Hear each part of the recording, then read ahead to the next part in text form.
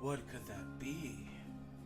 Is that a new microphone? What? No way. It couldn't be. Come on now. There's no way there's a new microphone. Now, that would be absolutely ridiculous. Or it could be pretty dope. Because that's kind of the situation. We got a new mic. Yeah, that's the thing. I'm gonna fidget with sound because we do have a new mic. So, give me just 1 second to make the music make sense.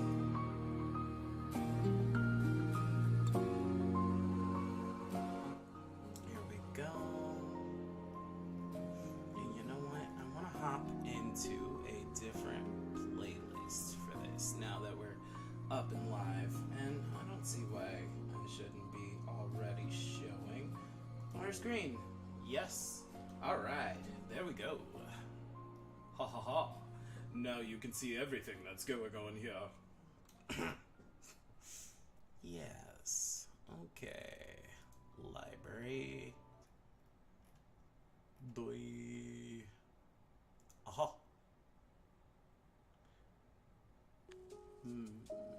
What do we want? What do we want? What do we want?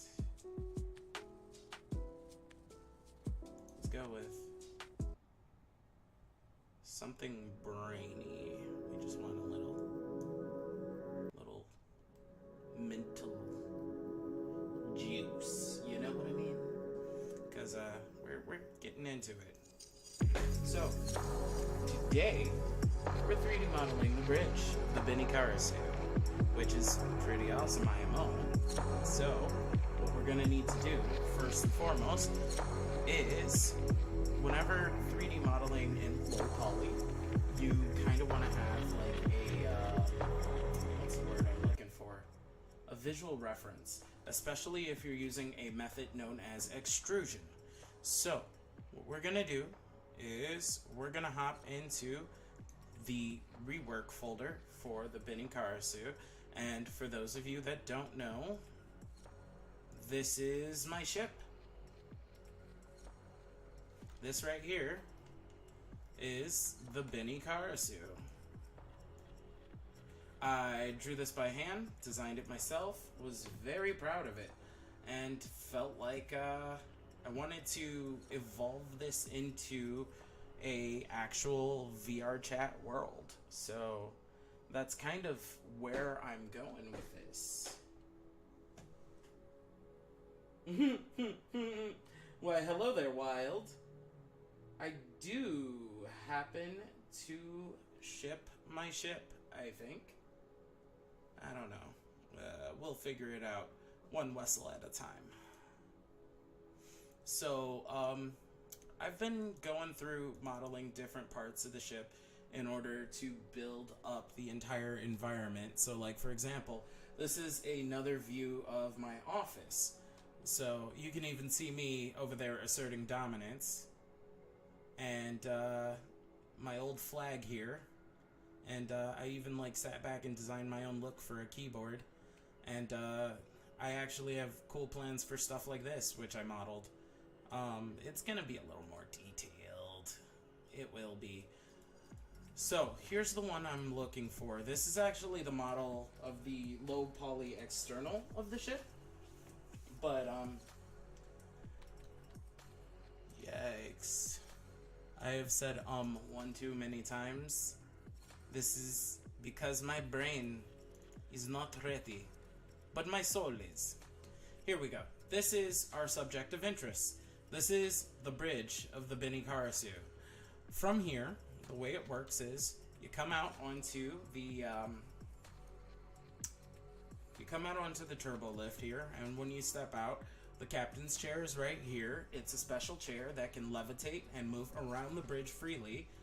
There are a number of chairs that do that, and this right here is kind of like a guest bench for people who are either high-ranking officers or individuals who are on the bridge with more general, unimportant purposes.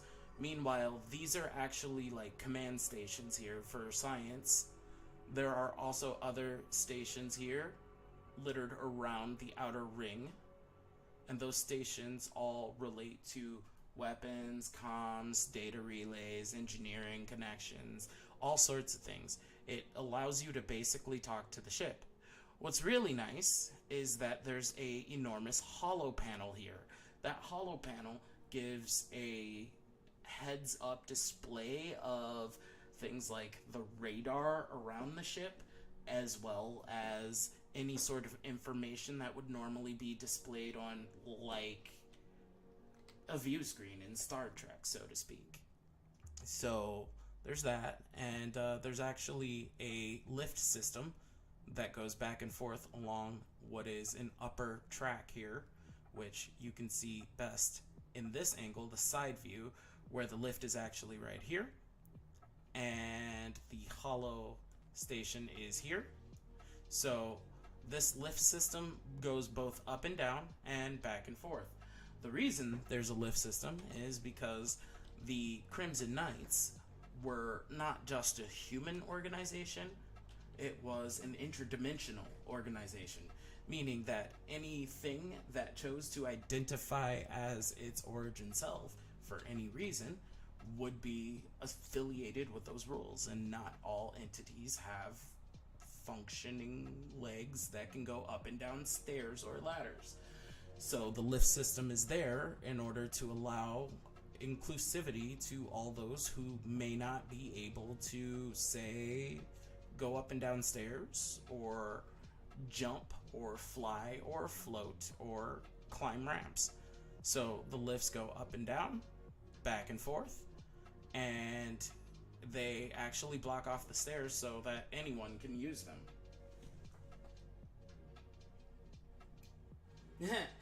Well, the Daleks are kind of a good example, yeah. Just a little. But we don't like hate here. We really don't. So, no Nazis. No to the bad guys. So, moving on, we have this middle pathway, which is actually leading up to the helm. Here at the helm, you are able to see from the view of the ship as though the ship were not in the way at all. That's kind of the cool part. So all of this blue right here represents a 360 style monitor. If anyone's ever seen like Gundam, for example, the 360 monitors make it look like the mobile suit's not there, so you feel like a chair just floating in space. That's the idea that's supposed to happen here, is that the bridge should feel a little bit like a deck floating in the air, even though it is actually stationed above the outer decks. So the best example of where the bridge would be, come on out. We'll just pick up this picture right here. This is a good example right here. The bridge is actually located about here. So this is kind of where everything is happening. So that's a part of the ship that we are working on today. My first step is to go ahead and open Blender now that we are here. And we're going to go ahead and we are going to delete the crap out of the initial assets. If you are ever uncertain on whether or not you got everything, you can hit the A key. The A key is auto select for everything. Now, for those who are new to Blender, here's a fun premise. Working around in the 3D space can be a little bit jarring, and you may not always know which way you're facing. The best way to work around your 3D space when you are new to Blender is to use the spherical widget. Now, I'm a little more comfortable with Blender than a new person would be, so in this case, I actually use my middle mouse button to do the same thing. This little circle reticle deal right here actually represents the space at which you're going to spawn an object. There will also be a little orange dot whenever you have an object selected that will represent the center of mass for the object. This is important because you have to think of objects as collections. So one of the first things I'm going to add to this is going to be a plane. And what we're going to do is we're going to rotate the plane on the y-axis 90 degrees. So what we can do is we can hit the R key, we can hit the Y key, and then we can hit 90. Boom. It is now perfectly vertical. If you are uncertain if it is perfectly vertical, manually enter those numbers, 90. So if you also want to double check visually, you can use your number pad. Number pads 1 and 3 can show you the, I believe, left side of the object, and then 3 is the front side. And it gets even better. You actually can flip sides by hitting the 9 key. So you want to make sure your number lock actually is on when you do Blender. So yeah, that's the fun stuff. I'm gonna fidget with myself so that more things can be seen on the screen. So bear with me for just a second as I become smaller. As I become smaller. Eee, what's happening? I'm so little. Oh no, I have become tiny. What do I do? What do I do? Oh, well, I could perhaps move myself maybe right here, right here, right here. Let's hang out right here. Yeah. Okay. So now I'm just gonna be right here, be able to just work with all the little things on the side. Huh. I am an action figure. I know. I look so cool, don't I? Look at me. I can twirl. Wait, that's not twirling. You can twirl if you want to. Oh, that's shrinking. There we go. Ah, yes. Yee. I'm magical and also upside down. Why am I upside down? What did I do? What? Okay, I'm done being a goofball. Maybe, just maybe. Only maybe. Well, I mean, it's okay to poke me because I don't feel it in this form. I am 3D in a 2D plane. Therefore, your finger cannot pass through. Oh, wait, you're native to this dimension. You understand how TVs work. And touchscreens. Yeah, okay, cool. All right, anyway, let's continue. All right, so we brought out a plane. We're going to go ahead and start to split our view, because whenever you're extrusion modeling, you kind of want to have multiple views of an object. I actually have a tab up here at the top that's dedicated for managing modeling. So I think I'm actually going to do that instead. So we'll sit this right here, and we're going to go ahead and rotate to front. Then we're going to split our view so that we have a side view. Side view. Thank you. And then we are going to go ahead and we are going to Shift A to add a plane, and we're going to go R90, and then we're going to go R, and then we're going to be on the Z axis this time, 90. There we go.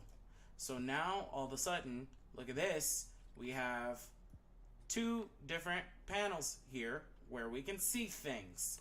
So what I'm going to do next is I'm going to go ahead and I am going to allow for viewport shading.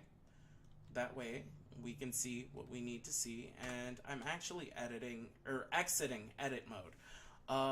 Blender has different modes that allow you to sort of see what's going on with, let me resize this screen so it can be seen. Smaller, please. There we go. Yeah, that's how we do it. Yeah.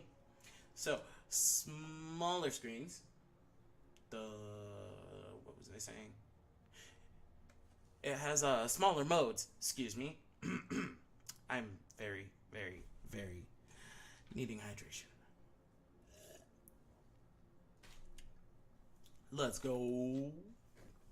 Anyway, what you have to do is enter object mode, because that's the way you can control the object. Remember how I mentioned there's a center of gravity? You can actually turn around and select individual objects. Oh, interesting. Did it merge them? Why did it merge them? I only want one of these objects. Oh, I see what I did. So, object mode and edit mode. They are very funny. If you do something in edit mode, you are inside of an object. So, what ended up happening here was we created a plane inside of... Come on. There we go. Stop existing. Thank you. We created a plane inside of the object space here. So let me go ahead and actually name my groups now and start using my brain. So we're gonna name this group ref horizontal. Ref horizontal. Yeah, we'll call it that. And then we're going to actually exit edit mode and we're going to go into object mode, shift add, and we're going to add the mesh of a plane. So this plane right here is going to be ref vertical. Okay, so now that we have that,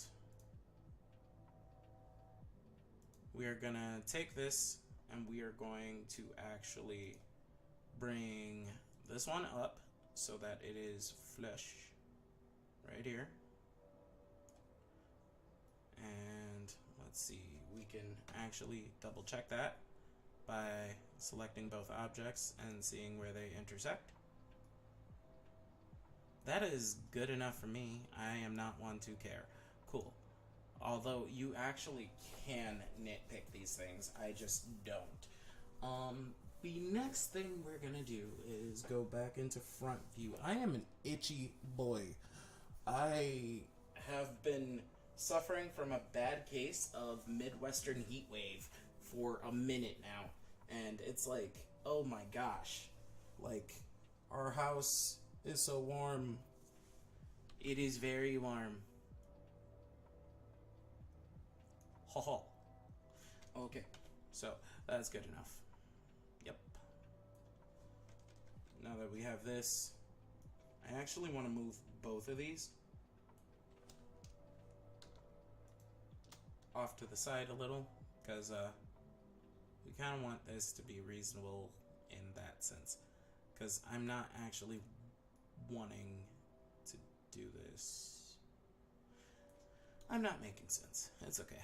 We're going to go ahead and apply textures now. So what we do is we add a new material. So this panel over here is actually, I'm going to point to it.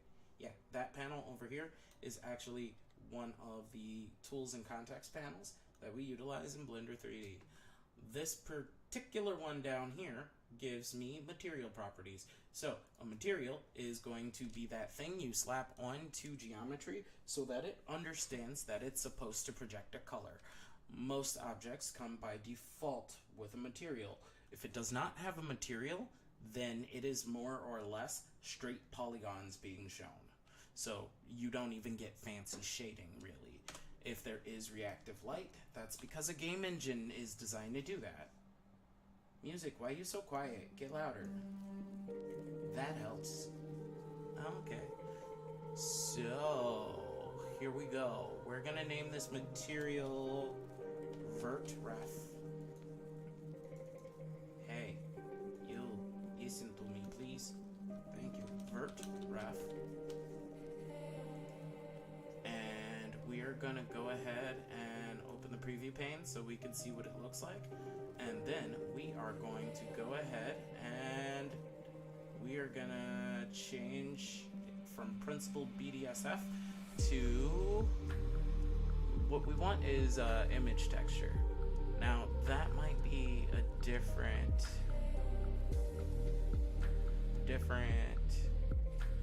parameter. You know what? We are are going to go ahead and keep it principled BDSF, because that's one of the first types that it uses is principled, and that is where we get all these really cool categories where we can fidget around and decide what kind of texture we're dealing with. See, the way I think I understand textures is that they are a discipline inside of Blender that manages like how the math gets done for the situation, and then afterwards you go into the little sub features like the input, textures, colors, converters, subsurfaces, all that blah blah blah jazz. It's all lingo and jargon really to allow you to make unique colors, images, and sometimes even create geometrical shapes based off of your colors and images when you are trying to, say, design something, which is kind of where we're at. So now it is looking for an image, and there is no image, so it's just jumping to blank. What I'm gonna do is I'm gonna go ahead and open. We're gonna go into our gallery folder. We're gonna go ahead and visit the BeniKarasu's rework. And on the bridge, we have ArtRef HQ. And look at that, look where it is, yay! But it's not the way we want it. So I'm a bit lazy. I'm not the sort to sit back and try to get it perfect. So instead of going through the heck of trying to do that, I am going to sit back and emulate being in front here, and then we're gonna allow ourselves to see that, and then now I am going to take this object and rotate it, and let's go 90. What? Oh, oops. Okay, fine, let's not do that, thank you. So I like it better when I do it like this, I really do. So we're rotating on the Z-axis 90 degrees. Boom, that is now facing forward. Now for the, I'm gonna call it icky part. I would like to scale this precisely. So the way I'm going to scale it precisely is I'm gonna choose 5. That's a good number because it gives me a lot here. And we're going to move this guy so that it is right about here. We're gonna move this guy so it's right about here. And now we have ourselves the base view of where the bridge is, and we can build on top of this visually, which is nice. Okay, so the next thing that's going to happen is that we are going to turn around and do the same thing where we add a material, and this is going to be the horizontal view. So horizontal view. And now what we're going to do is the same thing we did last time, where we used principled BDSF, and we're going to go ahead and we're going to invite an image into the place of where we want our thingy to be, our bridge ref. So let's see, I said 5 was the multiple for the size, so I'm gonna memorize that. And we go to gallery, we go to BeniKarasu's rework, we go to bridge, we go to ArtRef HD, and now what we're gonna do is a little bit of the same of last time, where we're going to position 3, which actually will be Y-axis. We're gonna go ahead and rotate it on the X though. So we're gonna do an X-axis rotation.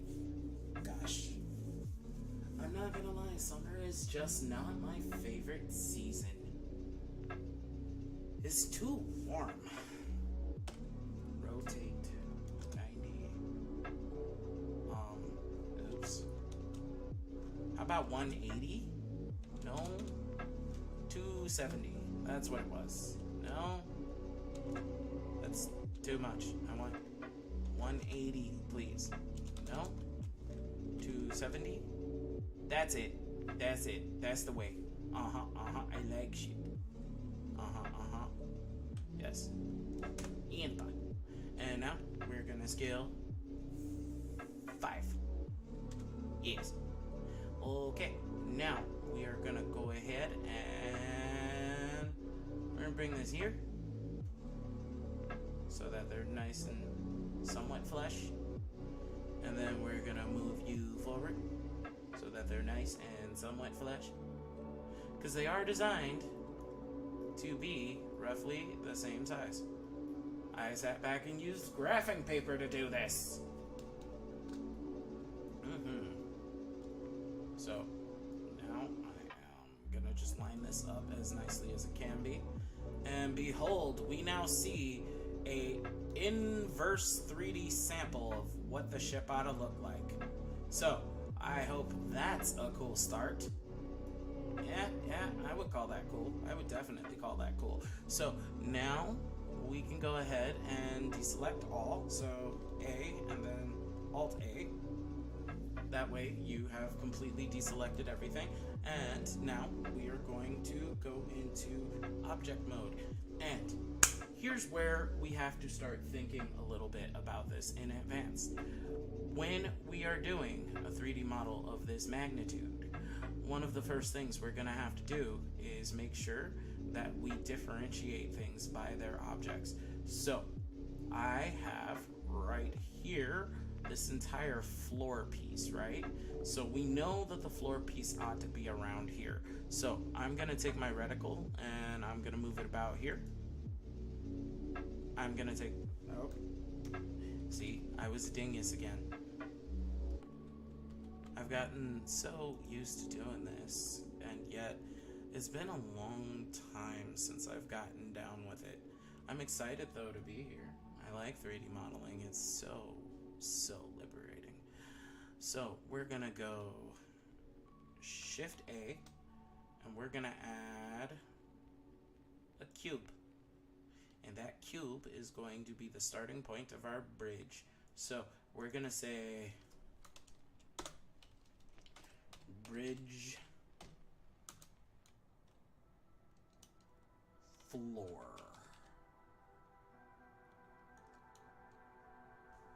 Yeah, we'll just call it bridge floor. Yeah.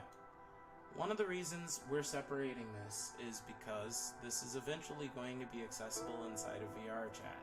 Eventually.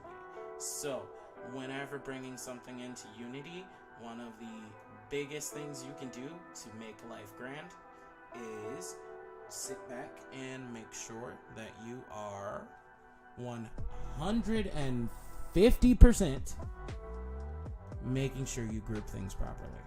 Because grouping will affect texturing, grouping will affect how objects are perceived, grouping will affect collisions. No matter what you're doing, grouping is life. You will be able to pick individual sections by their sensibilities with grouping. So it is up to you to be ready to group as you build. So I'm going to get into this now. So we're going to start with that. I have this 3D model here, which we're going to have a top view, which I access with the 7 key. And then we're going to have a side view, which I've got right here. And then I'm going to be a cheaty McFacepants. And I'm going to actually shrink my properties pane here so that I can get more view space. Why do I need more view space, you might ask? Because I am going to create more view space so I can make sure things are exactly the way I want. Because I'm anal. Okay. Thank you. So, what we're going to do is we're going to scale on the, let's call it the Z-axis. Z? Okay, cool. Hey, I made another mistake. I hit the escape key to exit the transformation menu. And I also didn't explain what else I did. My leg is itchy. And I believe it's because of a putty tap. Nope, it was not a putty tap. I am just still skin uncomfortable from having been back and forth between hot and not hot. How do you third dimension people do it? So, remember how I said edit mode and now we're like actually inside of an object? This right here in the hierarchy up here is the object we're inside of. Anything we create, it's gonna create like a polygon group. So for now, what we have is a cube and that's it. It's got math for 8 vertices total. Yeah. So what we're gonna do is fix that mistake I made. I need to be able to toggle X-ray. When I toggle X-ray, it actually allows me to select things via the X-ray. So I'm gonna get up here and I'm gonna get over here and we're gonna start to scale things to the way we want. First order of business is to grab the bottom and we're gonna move it down to here. And it's not gotta be perfect with the ref, but it's got to be perfect with the grid of things. So I personally feel a little bit attracted to holding down the shift key so I can mess with minutia. And look at that, we're at a nice little spot here. Now I can go ahead and grab this. We're gonna, oops, Control Z. I want you up here. Only you guys. And we're gonna grab this. We're gonna hold down shift. And okay, we're gonna grab this and we're gonna hold down shift. What was happening was I was hitting shift before clicking. You want to click first. And now we have it at the length or the height we want. Next, I'm gonna grab these faces. We're gonna go right here. And I did it again. And we're pulling it out to this size here. Now, what we do next is we make sure that we cover. And I did it again. Alright, this is gonna be a running gag. Click, shift, move. Huh? Okay, move, shift. Okay. That is the part where my brain is like, hey, what you doing? It's that whole like, make sure you are moving first before you hit shift thing. It's supposed to be muscle memory, but I would never equate Blender or any 3D modeling software as riding a bike, because that's belittling the effort it takes to actually get good at this sort of thing. Nonetheless, this is something I'd like to make a life hobby, which is creation, graphic arts, design. These are the things that I would love to share with the people in my life. I think that this is a very special thing, and I think it's amazing to be able to kind of share a sense of imagination with people. I think it's beautiful, actually. So here I am, sharing my imagination with you. The BeniKarasu's is a ship that I designed a while back when I was particularly lonely in college. I happened to be home alone that week, and oh, that's not what I wanted at all. Hush Bear, you're annoying. I love you. I don't. I completely love you. But you annoy the crap out of me so much. Like you don't even know, buddy. Oh my god. He's just trying me. Do you hear him? Go ahead, say hi. Let's suffer your wrath, huh? Don't you dare jump up here. No, I'm busy. Papa busy. You do this every time. Every single time.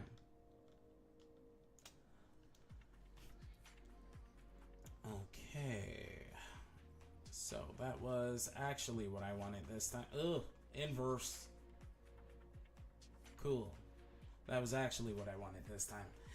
So, this ship happened when I was going to school for game design, and I had my very first holiday break by myself, where everybody in my dorm had gone home. But my family was not exactly doing well, so I prioritized just working on class and school because everybody was just a little not well. So I was feeling like I was in the way with all the other things I have going on in my life at the time. So I went ahead, talked to my mom. She's like, whatever, you should totally sit back and concentrate on your dreams. This is what I sent you away for. That's basically what she would always say to me whenever I was like uncertain. Hey, wait a minute now. I actually want to be able to move my loop cut. Excuse me. So what would end up happening is, where did I put my loop cut? No. Are you my loop cut? You're my knife cut. Wow. It has been a minute. Is this it? This is my loop cut. Here we go. Found it. At last. Okay, so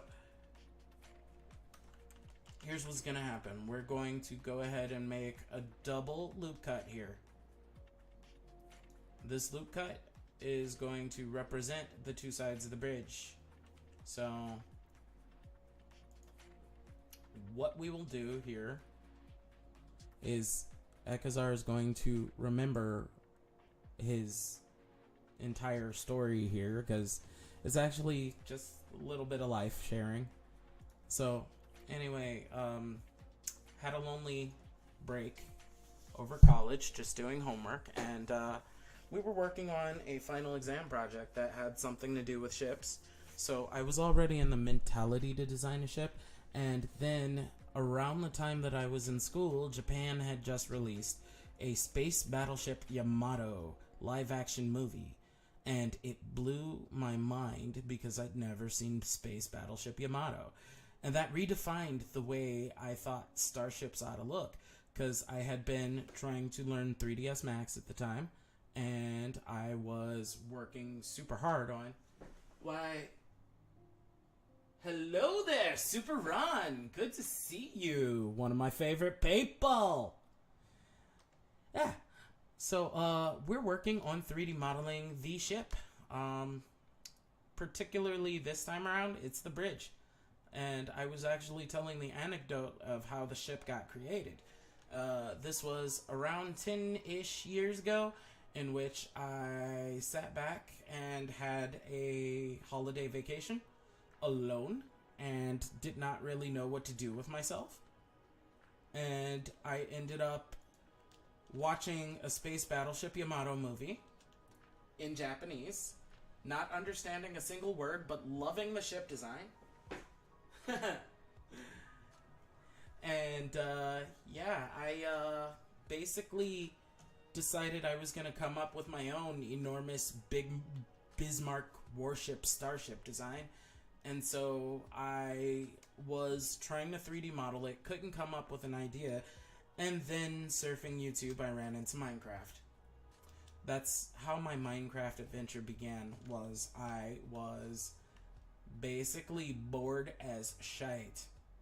I had nothing to do. And I had no choice but to listen to the voice in my head that was like, "You will become a Minecraft fool." And then I did. I absolutely did. Okay, so I like that there, and then we are going to go ahead and actually do a face cut here. So we're gonna go we're gonna go shift to get center, please. Come on, we're gonna hang out with me down here. Yeah, the live action movie. It was the live action Space Battleship Yamato movie. and it changed like the way I looked at ship design, because I was a USS Enterprise boy, and I kept trying to recreate that same luster that Gene Roddenberry had going on. And I admit that I was wrong. I was completely wrong. To make a beautiful ship, you can follow all kinds of mechanics. It does not just have to be a submarine in the sky or a UFO with nice legs.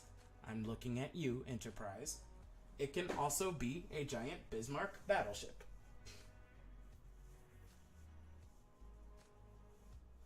Roddenberry is what I said, but my mouth was not exactly doing what I wanted it to because I'm busy scratching my freaking arm. I don't know why I'm itchy.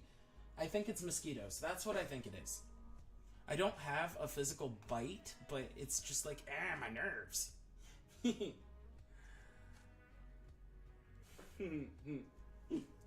Yeah. Freaking, the puns. I miss them. Bruv, I miss ya. You gotta come back to town. We need to see ya again. We definitely do. Okay, I need to go into face select mode. We're gonna grab this and legs for days, legs for light years. Well, I mean, yeah. I mean, warp speed makes light years look easy. Especially the buzz ones. The buzz ones? Yeah? Okay? Keep my day job? Got it. Definitely keeping my day job. Alrighty, so now we stretch this out to here, which is nice, because we have a nice little chunk bridge. Yay. And I'm going to actually go back into edge selection mode because I'm feeling picky. I'm feeling very picky. I drew this a certain way on purpose, so certain thicknesses I have to be insistent on. And that's what's happening here, is I'm being extra insistent on the thickness of this walkway path, because it's got a certain aestheticism to it that I believe is absolutely amazeballs. But, I mean, I'm biased because it's my design. Nonetheless, I can't help myself. I just can't. Ooh, I wonder if you guys can see the emote wall. Guys, spam me some emotes. I want to make sure that's okay. Emote wall. Are you up and running? Emote wall. Make it rain shatter. Show me your emotions. I must see them. I feed on them. I am them. I am your emotions.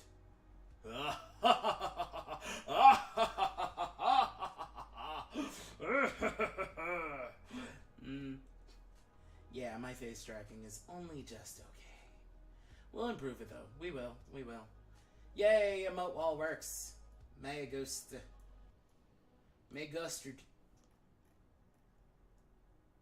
My general custard.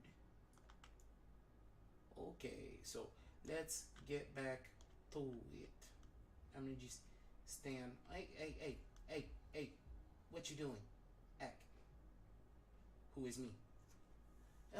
No, don't be sad. You can't be sad.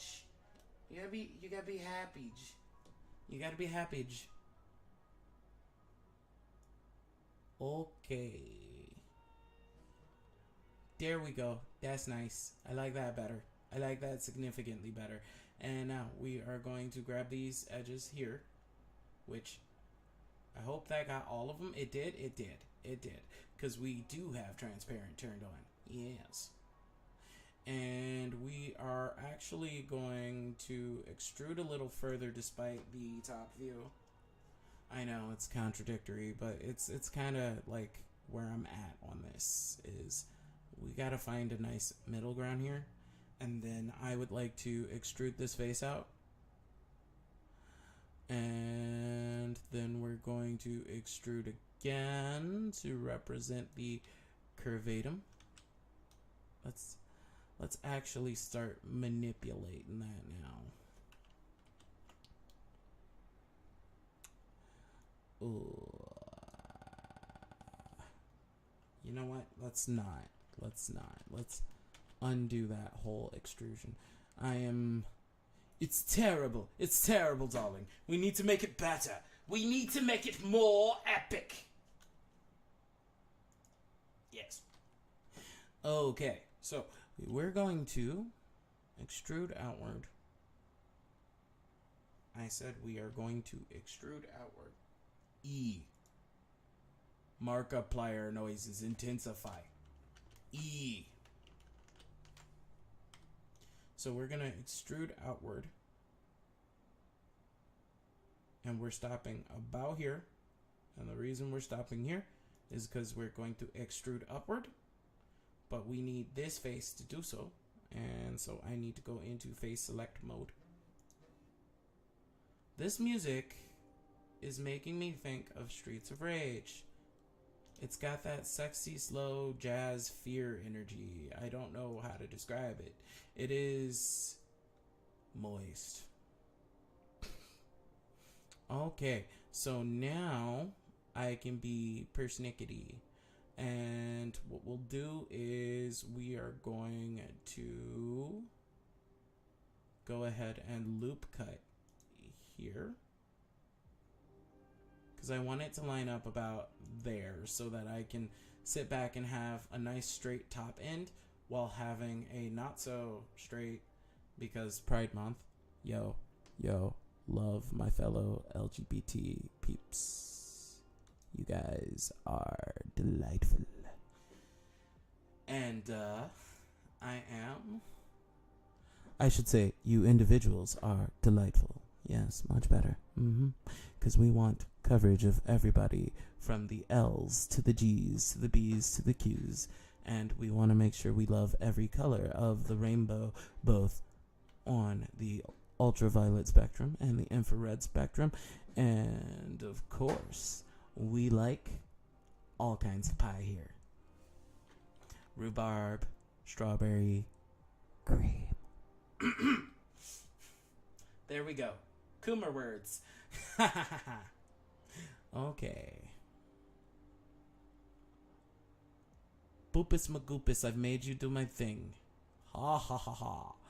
And what's nice is I was super lazy about the design of the top end, so it is actually meant to have a nice curvature here. And also symmetry is a thing. So I am going to take a moment to be obsessed with symmetry. I don't know why I didn't do that. Why didn't I do that? Wow. This is what happens when you're like out of practice on something. It's just, yeah, you just lose it all. Okay, so what I'm going to do is I'm going to take this entire half of the whole story, and I would like to go into vertices, please. Actually, faces. We want faces, because we want to be able to separate everything that we want. So I'm Alt-Aing for a second. Alt-A, I'm out. And then I'm going to grab everything on this side, and boopus magoopus, you are now delupus. We want to dissolve faces. You too. You're out. You're fired. You're fired. You are fired. Everything. Even this. Even this. I want it all. I want you, baby. You want you to say something. Love, love, love. When you hear. You can't see. I've got a freaking poker face. She's got me like nobody. Wait, why? Huh? No, that can't be right. Hold on. Hey, let's talk about this. Are you seriously not cut down here? You're not cut down here? What is going on with this vert? Do you, bruv, we talked about this. This is something that's not necessarily okay, okay? So, here's what we're gonna do. We're gonna cut you. We're gonna cut you hard. That's right. You got cut. You got cut, mate. You got cut completely. Mm-hmm. That's right. Now you're getting cut in half. Yes. All of this, please. Thank you. 7. Oh, really? Really, guys? Really? Okay. We're undoing that cut then.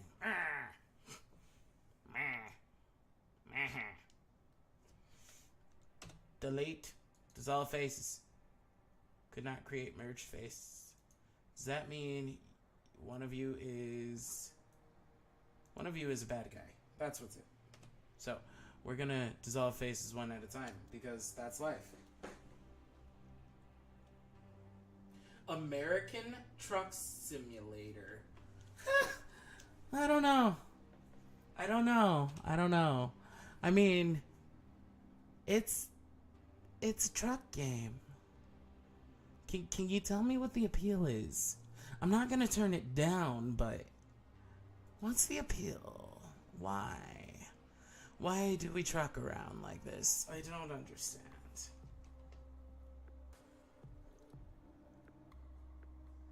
Only faces. Oops, no. Disappear. I want. Let's see. Dissolve faces. Did you dissolve it? No? Really? You just picking on me? Alright, give me the verts. We're going for the verts. We're taking the verts. Delete verts. Aha. I win. Look at me. I just won. You can't beat me. I'm so powerful. Yeah.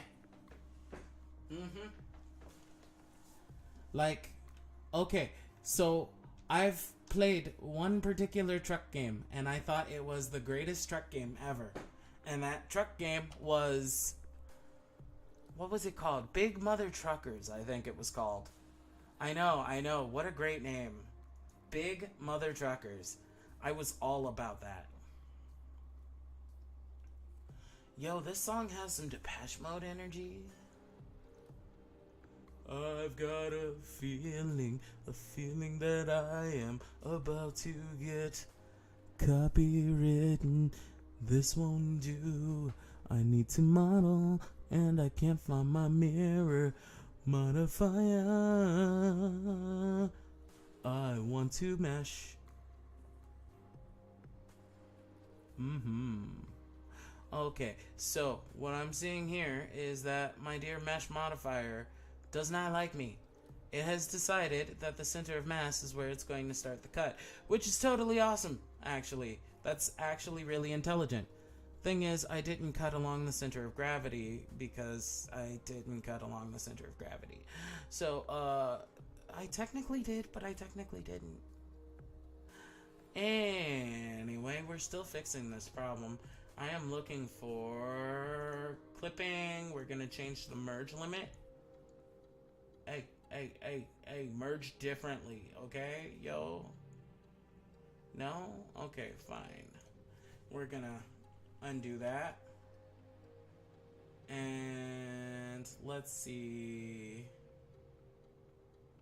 Not textures. We don't want to offset textures. We actually want to offset model position.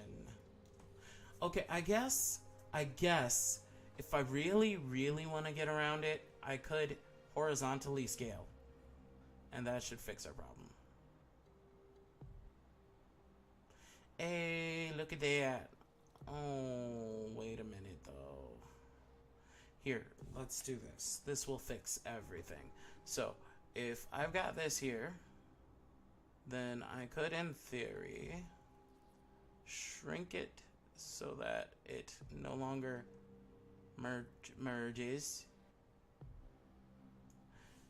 And then let's move it horizontally. so that it stretches the way I want it. And you know what? I'm going to put this on my big viewport because it's easier to see. Big viewport. Yay. Yeah, big mother truckers. The story of going fast and being furious about trucks. It was the best of trucks. It was the worst of trucks. We went forward. We went backwards. We went side to side. By George, we went up and down and even left to right. Hey, let's disable clipping. That'll fix life. You know what? Yeah, let's do that. Let's go back to our original size here. And now the clipping is disabled. If we do that, then in theory, I could maybe put it about here. Yeah, I like that. I like that. That's good. Slightly. Here, can you please not be so quick to merge? I'm going to separate you so that you do not merge.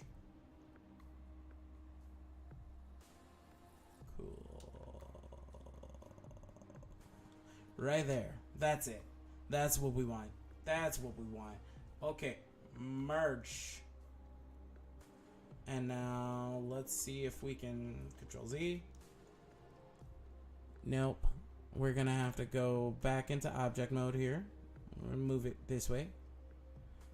And now that we are back into object mode, I'm actually thinking about scaling it down so it matches what I want. So we're going to scale it slightly down horizontally only. There we go. Now it is the way I want. Okay. I am picky. Deal. Okay. So now here's what we're going to do next. We're going to get on the side here. And we're going to start playing around with getting a stairwell going here. So one of the first things I did was extrude this section so it would be its own little delicious area. I am now ready to take these two faces here, and I'd like to remerge them. So we're going to merge the faces. Let's see, how can we do this?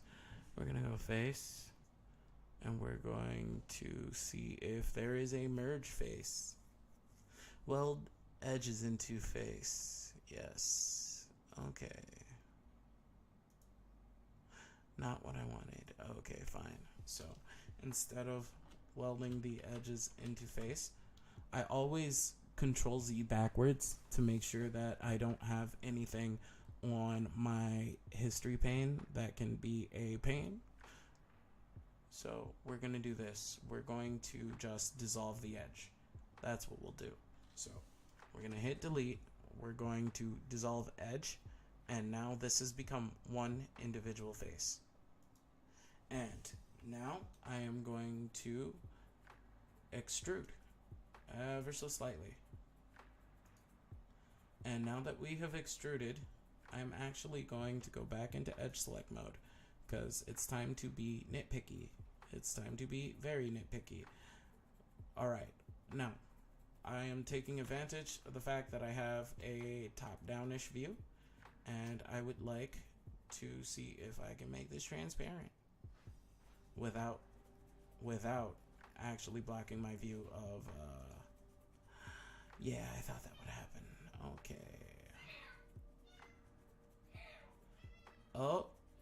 Oh, Danny's interfacing with the engines.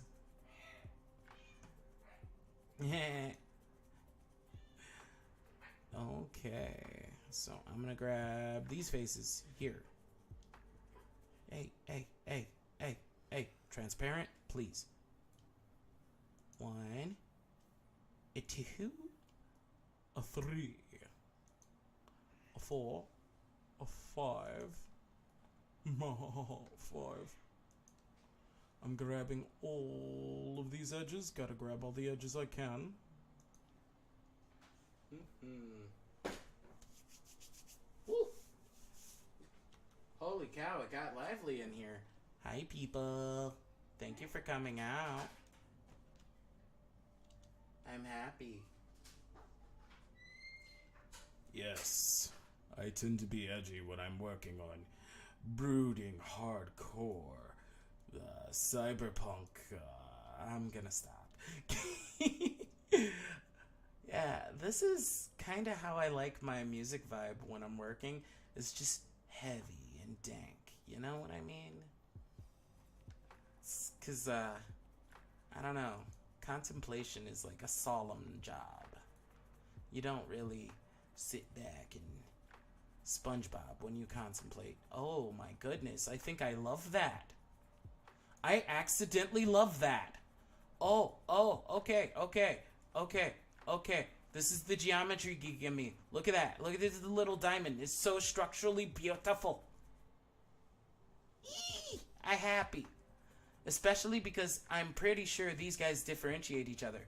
So, let me pray to the patron god of don't ruin my project, please. And we are gonna... Yes! Beautiful! Oh! I'm really happy right now. I'm so happy right now. You don't even understand. This is so crazy. I can't take it. Oh, okay. So, we're gonna go up to our extra view of the... Oh, wait, that's right. It would be over here. Our extra view of the side. And you see how that has a neat little curvature down? That's supposed to have access to a ladder as well. And then I never actually thought about what this middle portion should look like. So the fact that we have this nice little internal diamond, it was unintentional, but it's gorgeous. Uh-oh, we got an artifact. You must be looking at this like a back face. Why are you looking at this like a back face? Don't look at it like a back face. It's not okay to be a back face. What did you do? Oh, I see what I did. I took it too far in.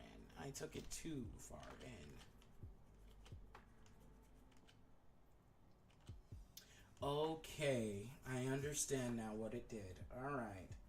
So, I guess the smartest thing I can do is maybe loop cut around here so that we have extra geometry available. And I think right about here should break off the craziness. And then we are in edge selection, so that's nice and good. And we are going to go up here. Actually, I'd like to use my big viewport. I need to get in the habit of doing that, because I tend not to use my big viewport very often. I just kind of fidget around in whichever port is most convenient. And while that works, it totally doesn't work. So I will consider this the official base level, and the back faces are back. What are you intersecting with that has you back facing so hard? Do I need to cut more?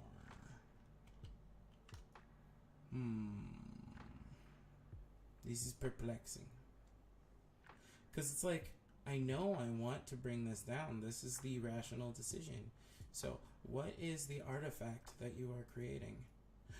Whenever you have an artifact that kind of blinks like that, it usually means that faces or geometries are not making sense. So, here's what I want to know. When does this become a threshold if I don't like it? I see.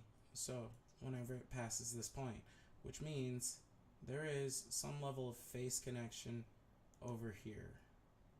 I'm not in face select mode. Over here. I want that face. Not this face. This face. Right here. There is face connection. Okay. So, here's what we're gonna do. We need to break these guys up. How, though? Let's find out how. Let's see. So what if we bring this out here, and oh, look at that. That reveals some aspects of the geometry here. Now then,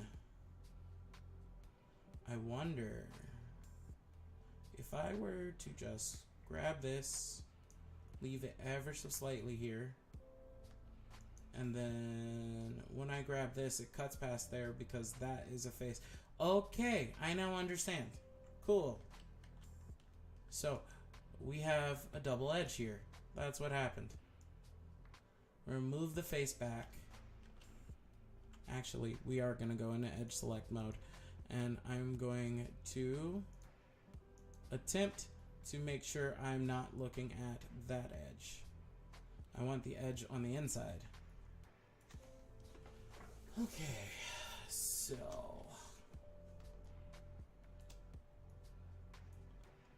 how do we make sure that that is the right edge for the job? Okay, so I'm gonna go out of my way to select this edge and see. Interesting. So the edge is not selectable from that far in.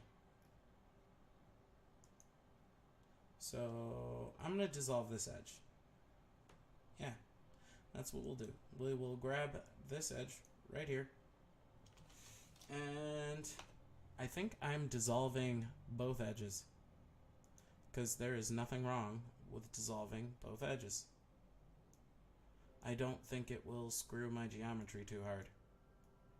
Oh wait, I think it even made sure not to grab this edge, because I think this edge is just one. Yes, it is. It's an edge daddy. Ha! Ha! Legendary edge daddy. Woohoo! I understand now. Thank goodness my brain works today. That is a rare occurrence. I am usually too tired to think. That is like the way for me. Okay, so this is a somewhat steep ramp. That's normal. It's actually within the insanity of the design to be about that far out. Oop.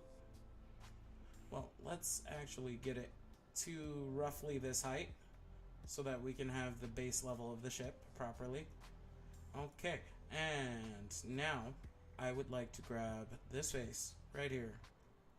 So we're gonna go into face select. And you know what? This is a good time while I am working here to ask any questions to those who are interested about Blender. Are you curious about how to interface with this? Is there something you'd like me to go over as I am working with this? I genuinely would love to share this skill with other people. So now we're going to go into side view. And here in side view, we're going to scroll over and we're going to extrude. Extrude, baby. Well, it's understandable, but hey, I'm gonna shout this at you, Mr. Maya. One of the 100% best things you can do for yourself when learning any kind of 3D modeling is to not limit yourself to any one type of 3D modeling program. Learning the malleability of modeling can make or break a lot. So I do highly recommend taking the time to learn a new 3D modeling software every once in a while. And honestly, I would say find the 3D modeling software you are most comfortable with doing the different aspects of a model. There is nothing wrong with pish-poshing your situation inside of 3D models. Like, for example, I personally prefer geometry in Blender, but if I were to want to rig and animate, I believe that frag motion is the one I would be most comfortable with.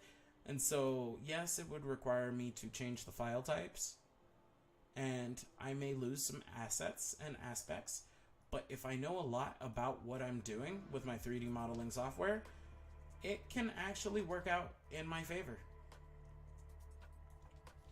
Okay, so now we have this sort of unintended leg space, which I'd like to go ahead and just create a horizontal cut along here.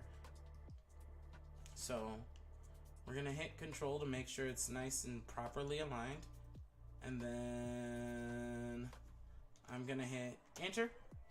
I'm gonna grab this face. Yeah, I mean, let me put it this way. I'm pretty good at 3D modeling unique geometry, like, for example, this ship. But when it comes to traditional things, it takes me a whole lot longer. I have a hard time, and I admit that. So when I want human-shaped geometry, such as myself, I use Vroid Studio to start the geometry for me. There's nothing wrong with using a tool that makes your work easier. There's never anything wrong with that. Do not let anyone invalidate you for it, because at the end of the day, quality is everything. And that quality is going to require you to use tools that make life easier or harder depending on what you're into. So, I do not dissuade using a tool to make life easier, because AAA companies will not hold back from using their resources when they want them. So that's kind of where I'm going with that. I want a front view, so put me at 1. Yeah, okay. Now that we're at front view enough, I am actually gonna do that. And I want the center to be exactly where the center bend of that bridge is. That should do. That should do. Okay, cool. So now we have this nice little flat floor, and it's got its own faces, which means I can differentiate colors if I wanted to, and differentiate groups if I wanted to, or even just extrude to give it more texture and geometry. And okay, so we've already got this nice like base shape going. Here's what I want to do next. I would like to take a little time to work on the ramp, because the ramp is integral to the actual shape of the front nose tip of the bridge. So we're going to use our top viewport for a second. I know I said big ones only, but this time around we use the little one, because it's right there. You see, it's not that far.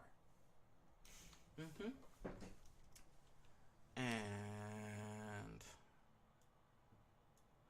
I'm gonna grab this, and because we're in mirror mode, it mirrors nicely. I don't have to think too much about wait a minute. Are my cats misbehaving? Bear, eat your own food. Do not eat Tayo's food. Bad boy. And now he's gonna run off and have a tantrum. I swear, I'm always like trying to get him not to be a butt.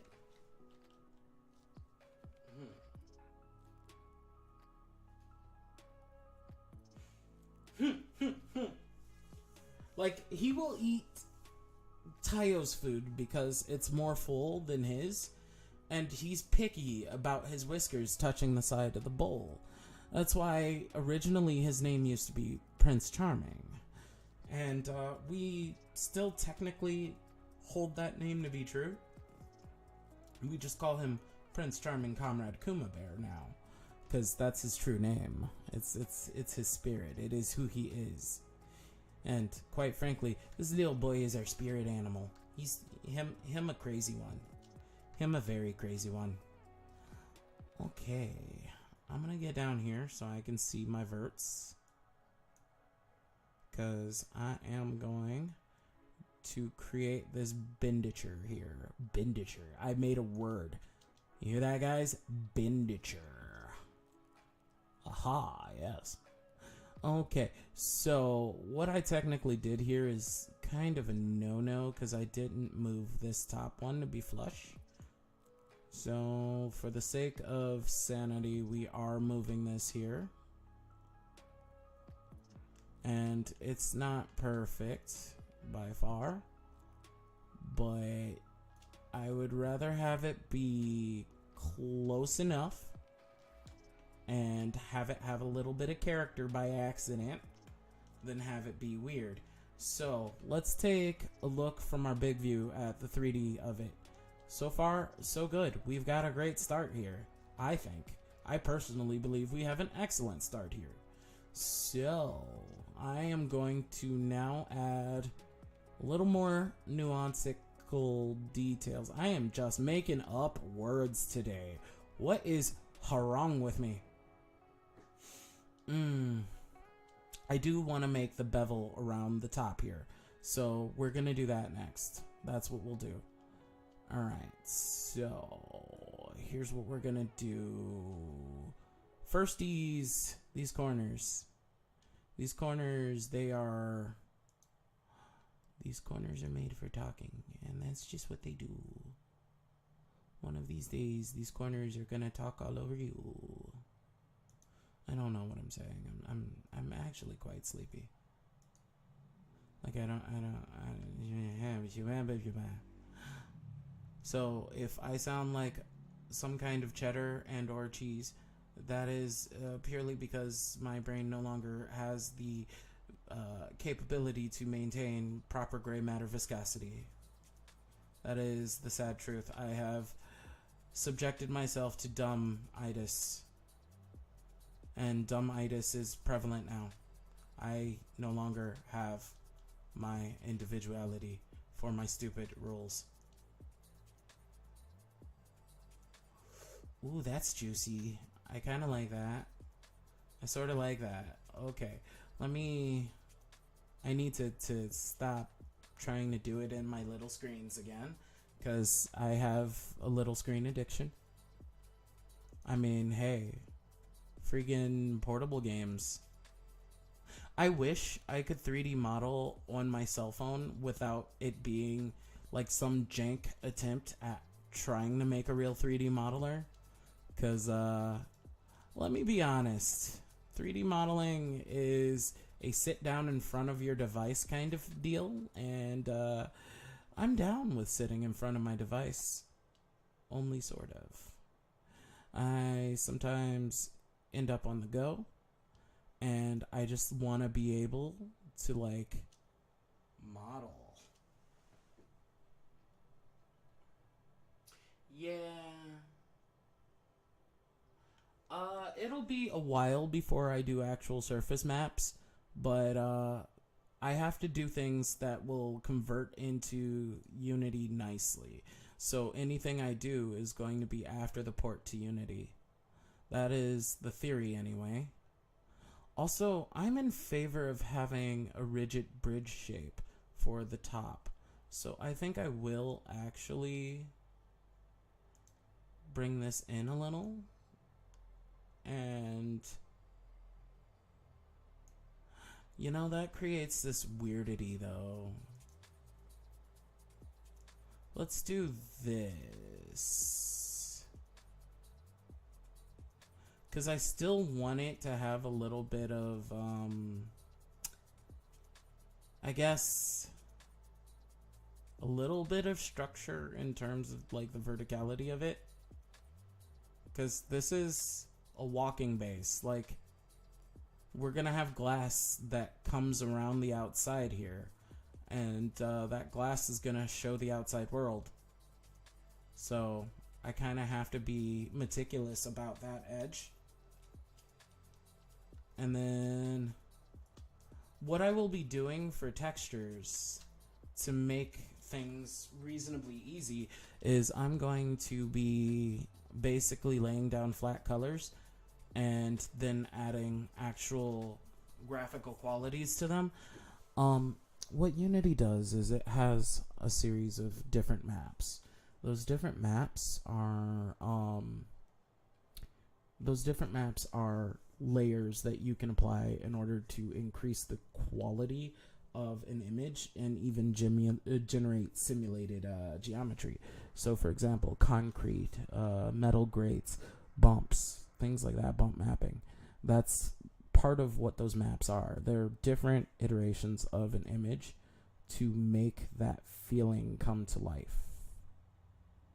To that degree, I will be working on trying to create a unique looking map situation. Why? Why, oh, why did you do this? Oh, that's booty. That's straight up booty. Do I have to delete this face? Is that what I have to do? Do I have to punch Blender in the face? In the 3D face? Okay. What did Blender do? I need transparency. Okay. Maybe, just maybe, we can deny this thing's existence. Let's see how bad this is. Are you terrible? Let's see your geometry. Okay.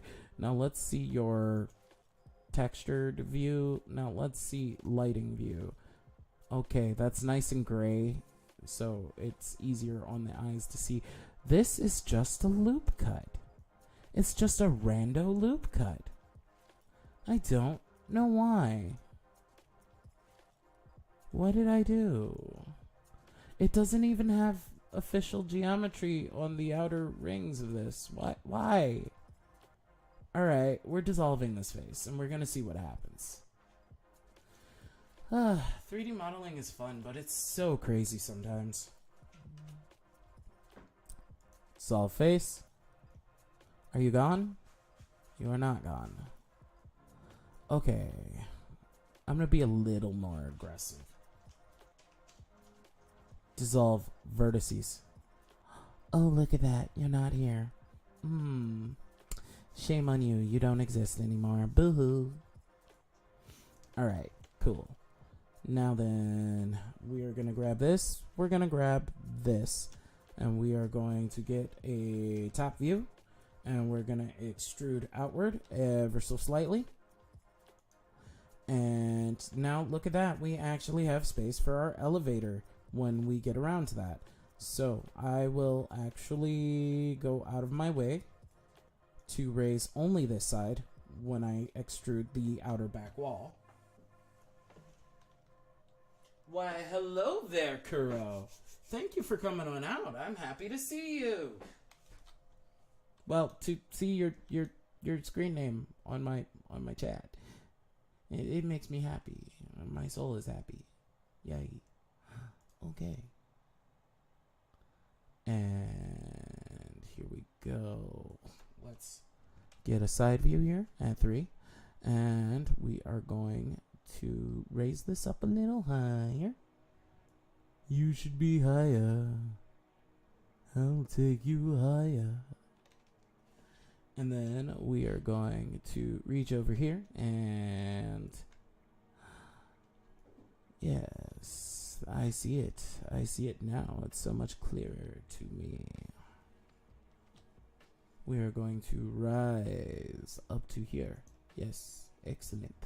Okay, and by virtue of the top view of the ship up here being one track, I think that the top ceiling portion should also be about the same width as that track, which is why I've chosen to make a split cut here, because what I'm going to do is I am going to rotate this around this and select this the faceth, and then we are going to extrude, and look at that, we have merged it. And I will actually nitpick where this edge is, because I do. This is how I sleep at night. I nitpick edges. I just do. I do. I was born different. You understand, right, chat? I'm not normal. Okay, there we go. I'm happy. Ooh, tacos. You know, Taco Thursday ought to be a thing, because that day also starts with a T.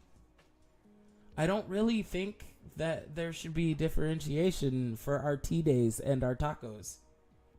Unless we have tequila Thursdays. I like tequila Thursdays, okay?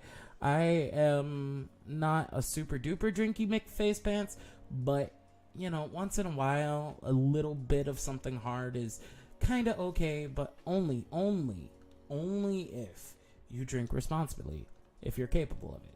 Some people, they can't, and it's just a life experience. That being said, not to get too heavy here, we just extruded about, we're gonna take it about here. Yeah, right here. That way I can be persnickety about the width and size and shape.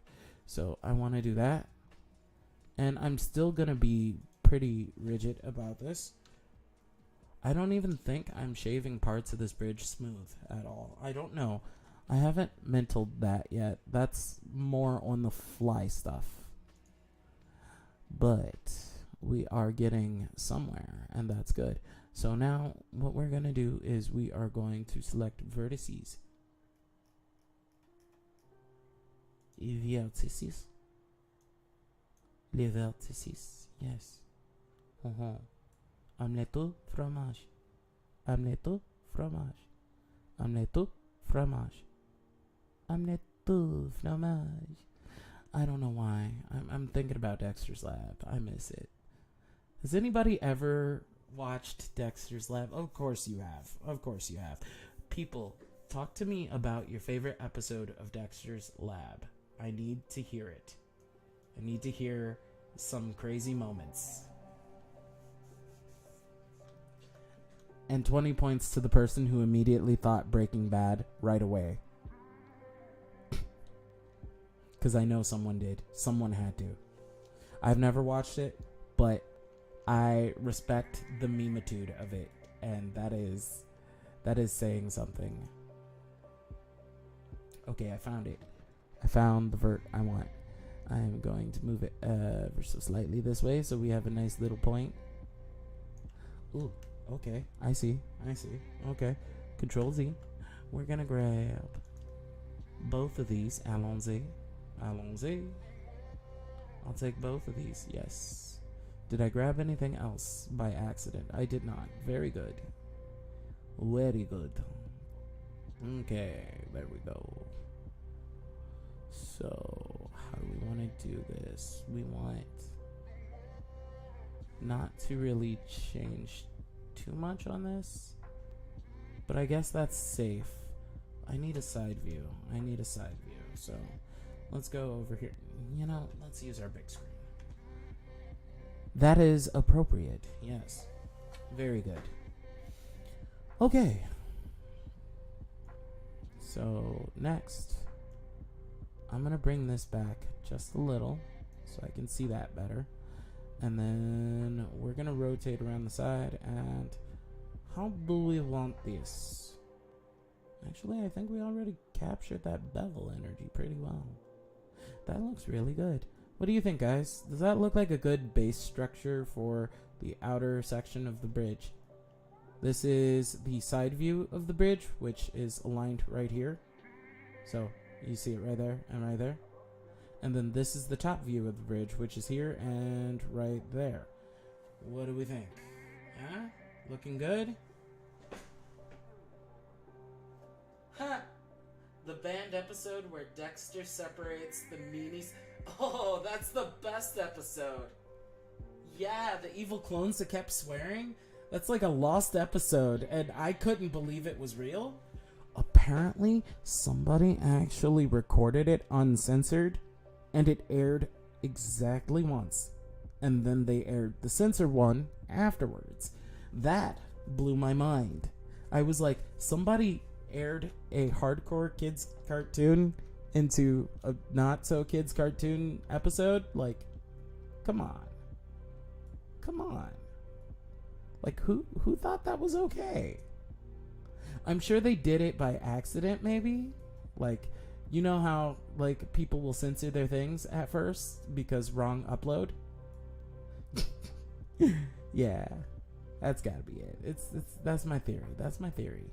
I'm keeping it. I'm keeping my theory. That's just a theory. A game theory. Thank you for watching. Alright. we're gonna get on the side again.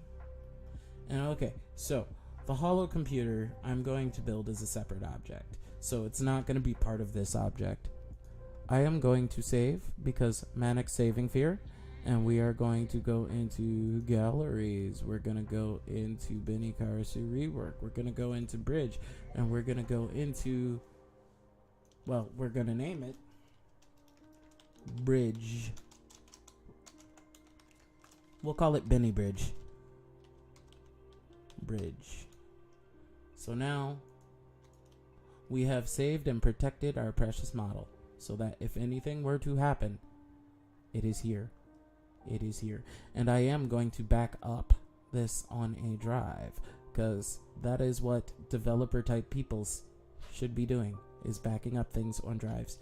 So here's my thought. I'm going to cut right here, only right here. This is going to be its own little adventure. So I'm going to take that.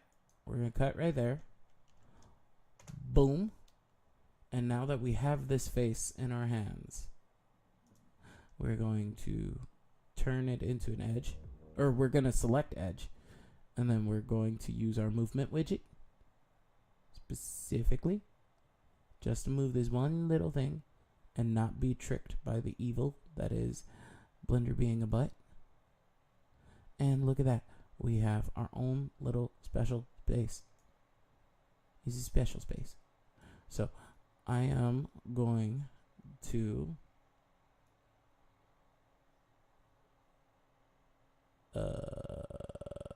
music. Where'd you go? You can hear my computer fail. Música, porfa. You know what? I think it's time. I think it's time for some chill synth. I love it. It's the good stuff.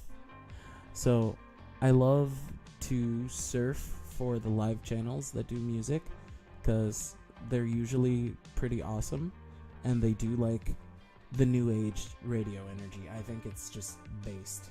Absolutely.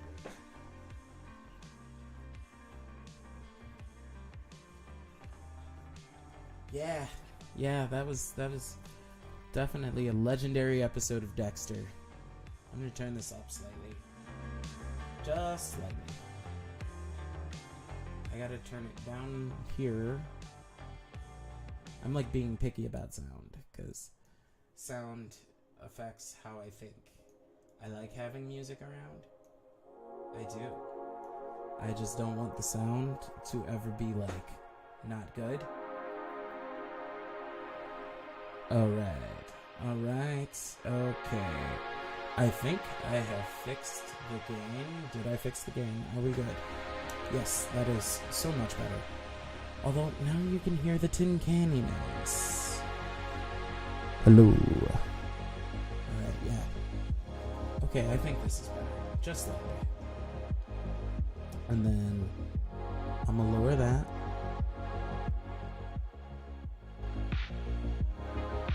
There we go. Okay, that ought to be a really good balance. And if it's not, I'll just cry at the VOD. Okay. Here we go. So, I have this. I'm going into face select mode. And from face select mode, we're going to grab this. And what I'd like to do is go into side view. And... aw, poopy pants.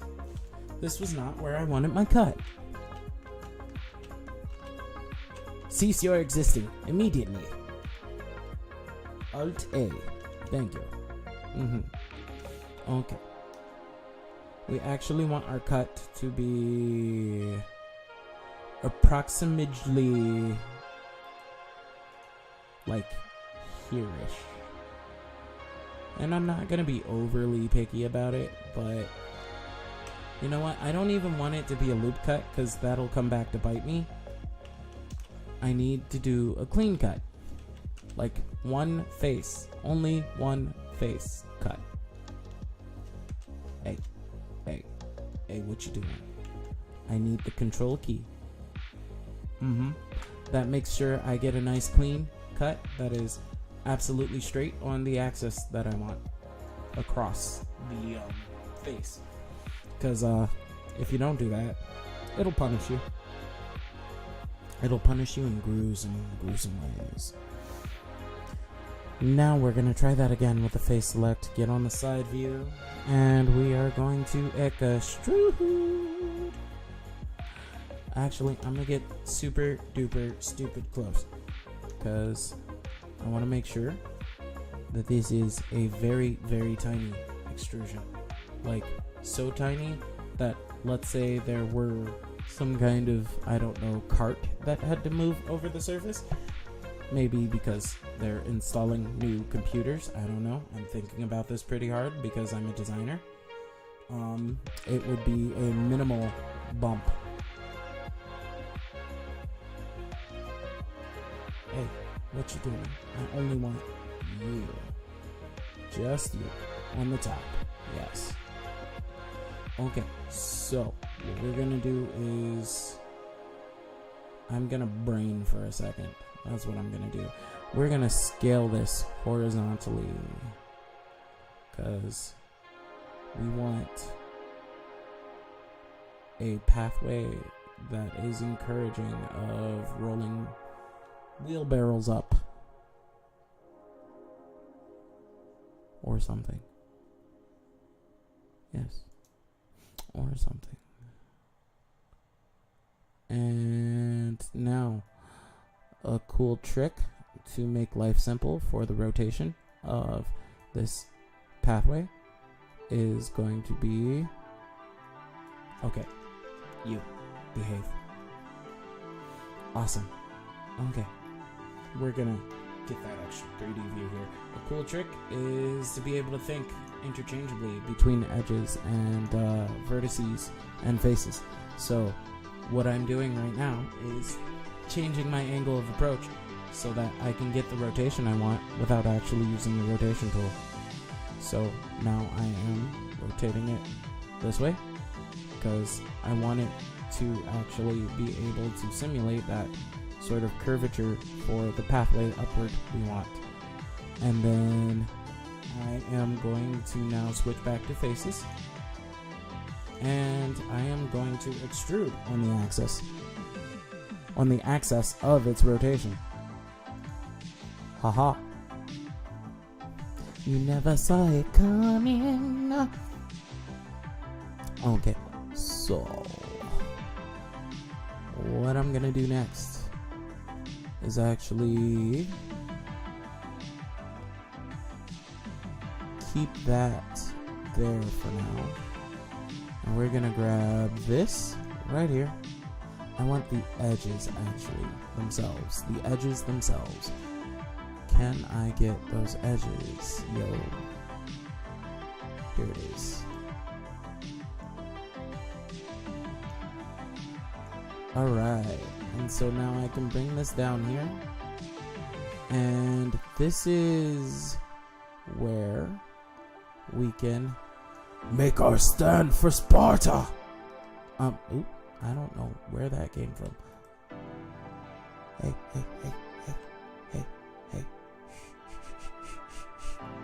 Do the thingy. Cool.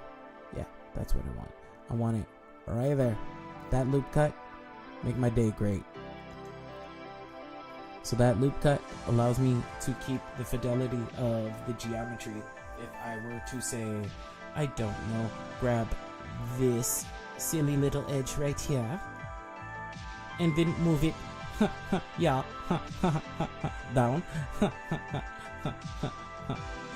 silly little edge, and then now that we have that nice little loopadoodle, we'll call it. Actually, I think I can even make this smarter. We can go like this, and then now that I have isolated that geometry so it won't be critically affected by certain thingies. Yes, I said thingies. I know, how scientific. We are going to grab this, and we're going to bring that out there. And Now there will only be the slightest of bumpity bumps. But oh wait, he's still coming up with brilliant ideas. Oh snap, did he just... Yes, he did. Perfect. Do you see that perfect geometry? Would you like to race the Disney game with me one day? Of course I would like to race the Disney game with you. I would like to create a big Disney racing game party. And, you know what? We could always try for next Friday, because, I will be streaming next Friday. We do the side A and then the side B. So, as of right now, we're on side B. That's why it's Thursday. And then we reconvene on Saturday at 3 o'clock. And then next week, we turn around and we do, I want to say Tuesday, Friday? Is it Tuesday, Friday? You know what? There's a strange alien that knows for sure. But I'm not going to bug the strange alien. Instead, I am just going to go ahead and look at my whips. Aha. Yes. Monday and Friday. There we go. Cool. Awesome. Alrighty. Oh, hi there, Twitter. Hey guys, follow my Twitter. I'll be really happy. Look how many people we have. 347. Holy cow. Yeah. That's more than 0. Now, there's something I need to show you. It's super important. It doesn't make sense. So, we have 340 followers on Twitter. We have, let's see, 100 followers here on Twitch. But what in the world is going on with YouTube? I need to know. Where is everybody? Because look, when I go to my channel, when I go to my sweet channel, 49. We started this adventure when? I don't know. Let's find out. When did we start this adventure? Let's go back in time. Let's go way back in time. Let's go so far back in time that I stopped having pizzazz. Oh, a year ago. Come on, guys. Like and subscribe. I've been building up. Look how much I leveled up. Back in the day, it used to be a screenshot of the table. And back in the day, I used to do announcement vids like a noob. And we even, for a minute, had a potato PC adventure where we played some No Man's Sky. And we have attempted to do a number of model upgrades and have passed and failed in many ways. Yes, we've been on an adventure together. Yeah, we've even watched epic Pokemon battles. That's right. We have made small critters beat each other up for the sake of battle. I even sat back and I drew cool, cute things. I did. That happened. And we even got to hang out for New Year's Eve with a little Rockman X Dive. I mean, all those things happened. We played some dueling. Yeah. And then we even hung out with Arceus. And we got kitty catted to death. That was dope. Yeah. So, I mean, come on. Visit the channel. Check it out. We got cool adventures to show. And not all of it is asininely long, I promise. But there are great moments in the middle of these VODs, I promise. That being said, we're getting back to work. Yes.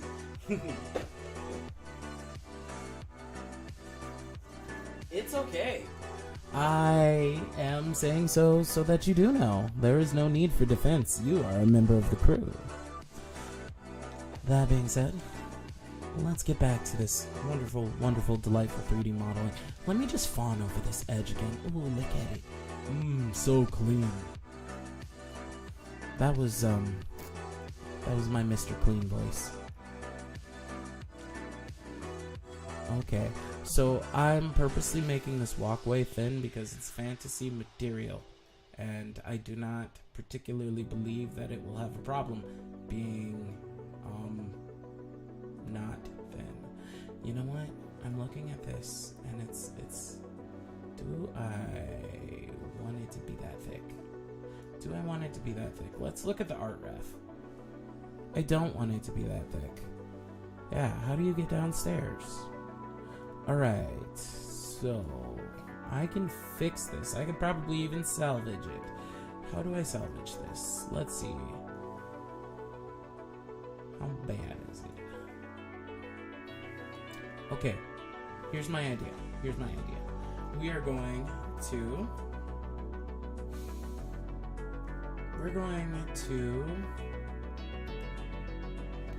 do a loop cut. No, we're just gonna do a straight cut. Yeah, we're gonna control. Hey, come here. Yeah, we're gonna go right here, and then we're gonna go right here. Hey, what was that? No, bad. Okay, I really should do this from a different angle, but I'm doing it from this angle. It's happening. There we go.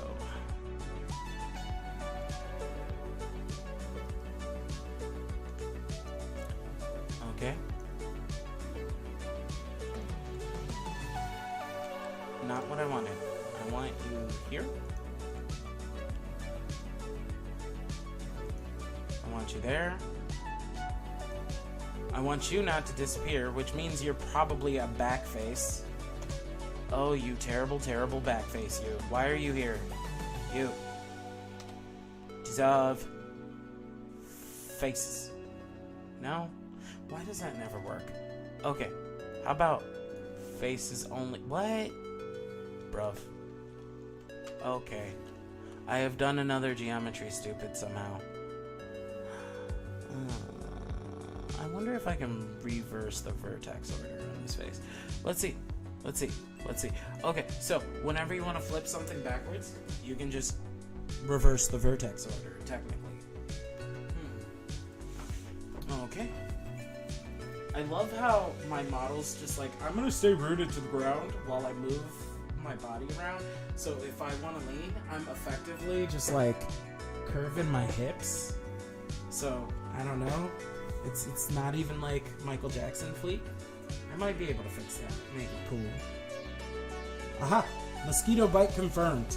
That's what this was. Alright. How do I do this? How do we do this? We're gonna figure this out. We definitely will. We're gonna flip the vertex. Rip. Reverse? Can I get reverse vertex order? Vertex groups. Nope. Mesh. Transform.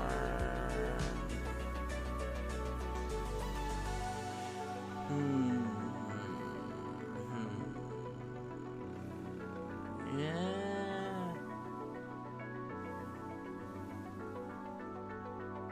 I gotta find where the vertex order thingy is. Face.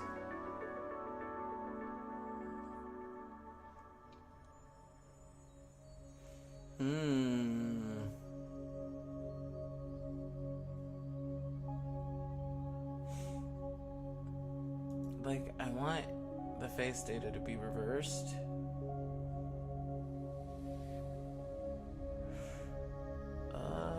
What am I doing here? Like, what happened? I want to know what kind of face this is and why it's doing that. Oh, I see. So that is its own monster. Don't let it get it. It's its own enemy. But somehow that's connected. Now, why'd you do that? I don't gusta at all. I 100% don't gusta. I don't gusta. No me gusta. Alright. We're gonna outsmart this thing. Because we did attempt to make a cut here, and the cut doesn't exist on this plane. But it exists somewhere. So I just need to figure out where. I need to find out what happened to my cut. So, yeah, we've got some geometry stupid. We've got some bad geometry stupid.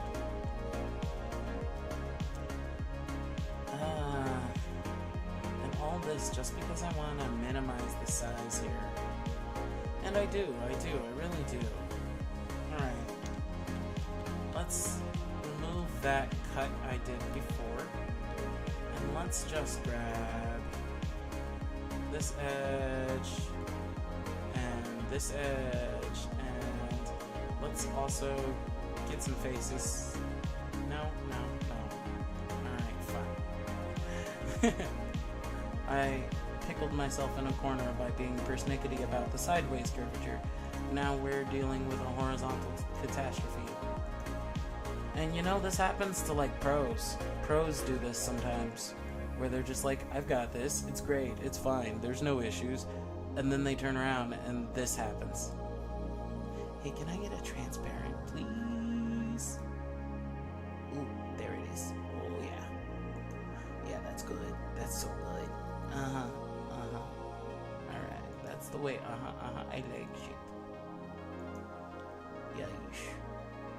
Okay, yoisho. Cool, that worked better than I thought it would. So if that happened, then we can go back this way. And wait, does that mean that's selected too? Okay. Clip distance, way too small. Okay. We're just gonna... Yeah, we're gonna go back to our other layout here, because I can see the clip distance much better here.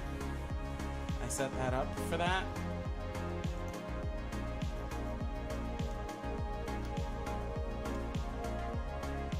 Yeah, this is an example of clip distance being done right.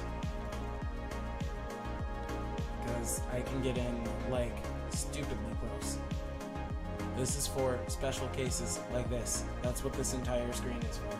I actually take care of these tabs. You can create your own tabs, and each tab has different functionality. By default, it gives you modeling, sculpting, UV editing, texture paint, shading, animations, rendering, and other different things like apparently you can now something, I don't know, but there is a Python scripting. That's a thing, Python scripting. I'm gonna hydrate.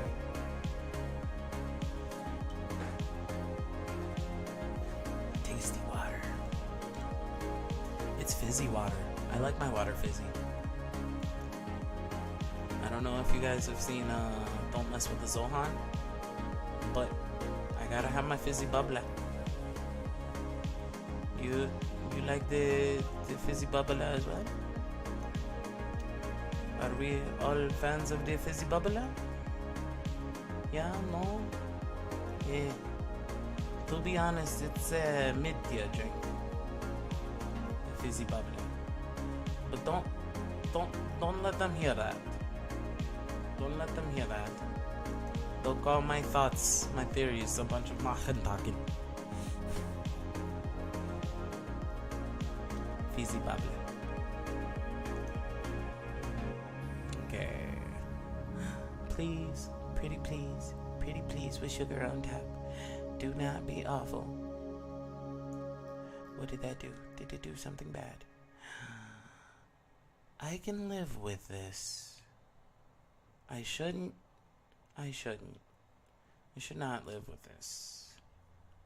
You have dishonored me. Oh, you're selected here, aren't you? Where are you selected? What did you do? What did you do? Okay, you're fired. Be removed from my selection hierarchy.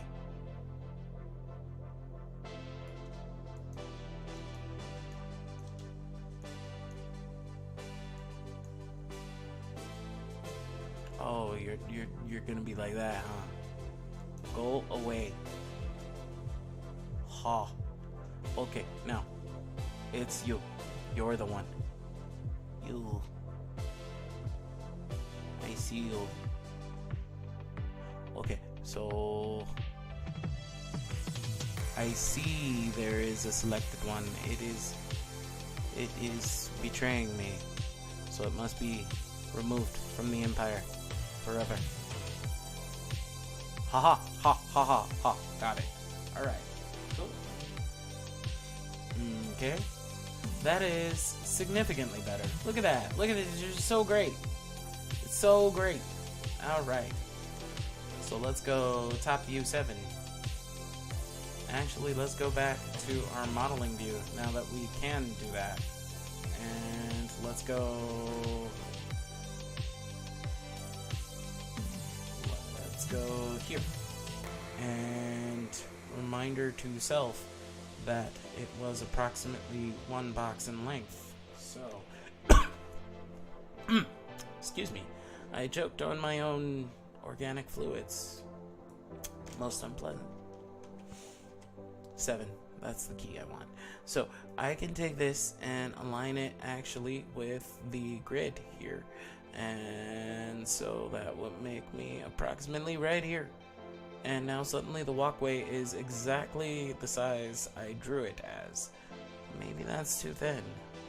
Maybe I want it like about here. Let's orbit. How do we feel about this? Okay, I guess we feel all right about that. I guess we do. That's nice. Yeah, even though I use refs, I like to be freestyle a little bit with the way that I deal with my models. I think that having a fluidity to the way you come up with answers for design is how you get something unique and robust, because I think designs should evolve via the natural progression of the way you do your art. You feel me? So like, for example, a nuanceical detail that decides to change, and I use that verbatim, decides to change, as though it makes the decision itself, would be something that would be affected by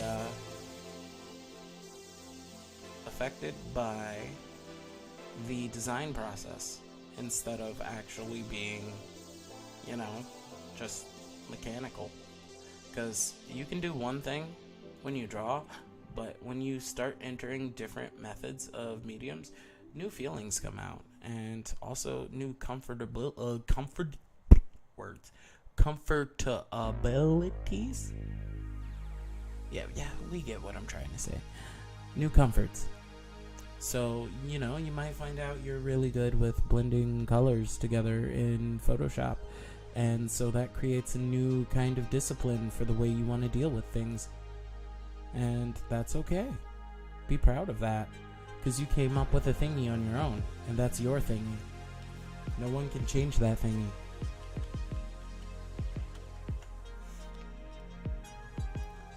So it's a little different. Nothing wrong with that. Okay, I think what I want to do is get right here. And then we're going to get right about here. And here. So that we can rotate this to approx 90.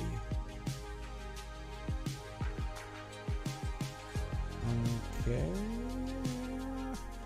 Can I get cardinal directions, please? Can I? What about alt? No. Let's see. Control snap invert.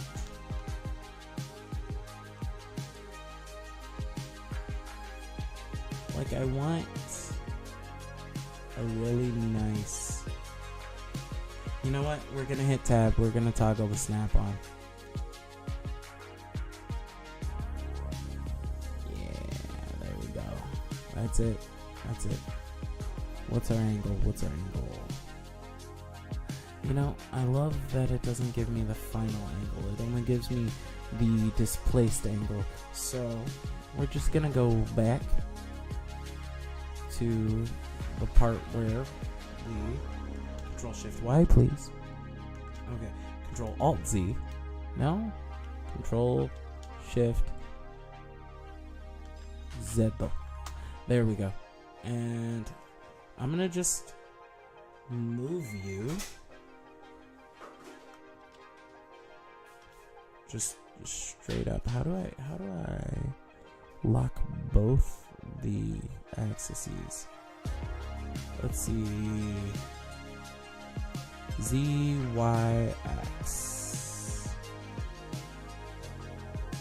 I'm gonna use the control key. That's what we'll do. We'll do that. That gives me what I want. Cool. And now we can rotate. And that's much better to me. That is significantly better to me. And then Control Z actually. R. And then we are going to rotate on the X-axis 45 degrees. There we go. That is much better. And now if I were to go back to 3. Cool. If I were to grab this edge right here, this edge right here. Hey. This edge right here. I can now lower this so it has a more respectable size to the rotation we just made. That way, we can now begin the process of making the long part of the walkway. That is the persnicketyness of geometry. Okay. Oh, I think we're going through a wave storm. That's what I think is happening. Some kind of wave ocean from Sonic. I'm so excited for the new Sonic game. I think it's gonna be really good. Like, I have faith for once. They seem to understand.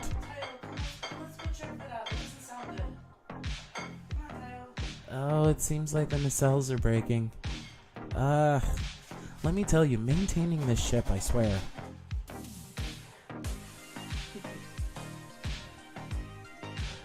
I am so glad I have such wonderful bridge crew to help out with making sure that nobody breaks their necks and hurts themselves in this wonderful ship of ours.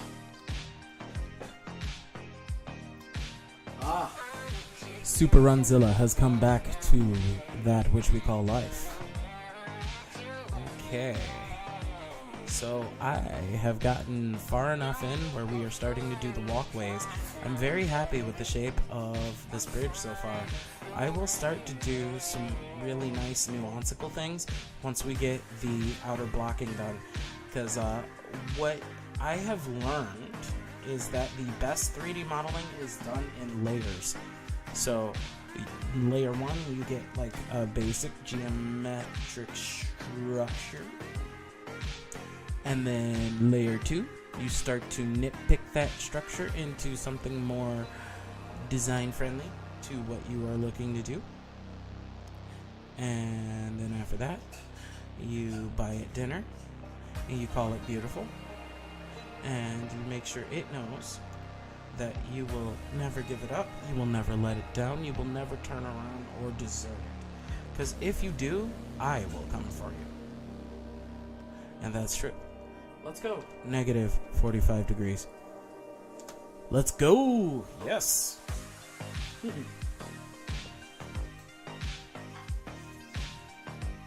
Okay. Now, I can say this confidently because I'm no stranger to love. I know the rules, and so do you.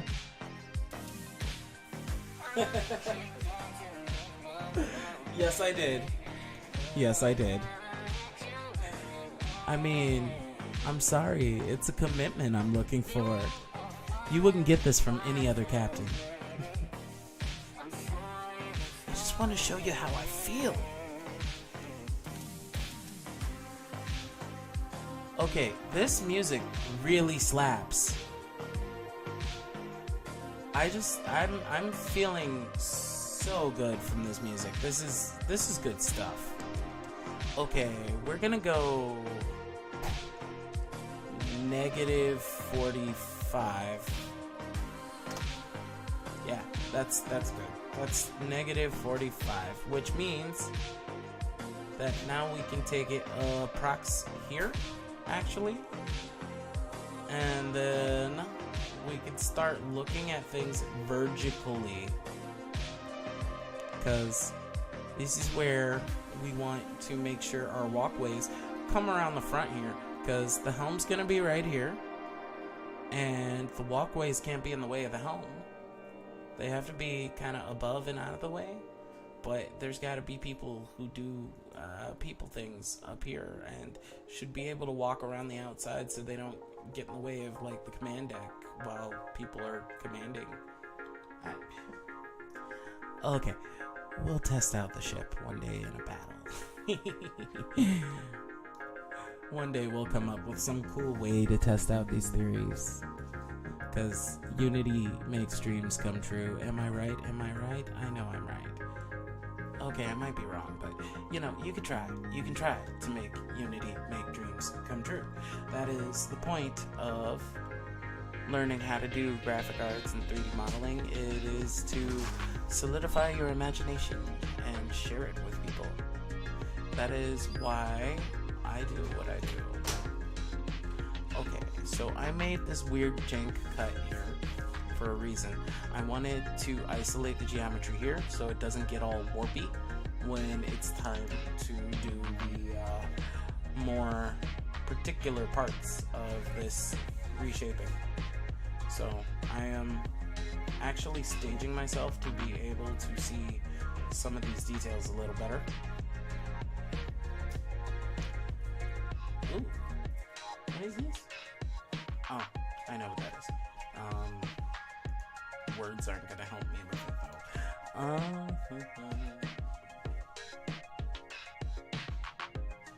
Mouse as if you were walking and give us a tour. Well, I mean, I can try, but it's not quite ready yet. Let's see. Here's actually one thing I do to help me get a sense of scale. We're gonna actually tab out of object mode. We're gonna save the file, and then here's what we're gonna do. I'm gonna take my reticle and I'm putting it right here, and we're gonna say shift add, and instead of shift add, we're gonna just have me come in. That's what we'll do. We'll drop me literally in to see what I look like inside of the not exactly constructed, not exactly textured bridge. File. Import. .vrm. Galleries. Ekazar Croy. Actually, we want to go to 3D work in progress. VR Chatto Testo. And let's bring that one in because that's my most recent one. Low poly, nice and neat, very clean. I am prepping my model for VR chat. Hey, there I am. Okay, so I am going to go ahead and select my own personal group here of me. Okay, I tell you what. Here's what we're gonna do. Hey, go back. We're gonna do this. We're gonna hide, and then we're gonna take this. We're gonna hide these things real quick, and I'm gonna go ahead and grab all of that. And now that we have all of that selected, we can go Alt H, and everything is unhidden. And so now I can. Oops. Well, I mean, no. We want to scale down a little bit and move up a little bit. And now that we've done that, we can go Alt H again. There we go. Cool. And it's still not what I want. So we hide that. We hide this. We hide this. We grab more of this. We go even higher up, and then we go Alt H. Cool. That's much better.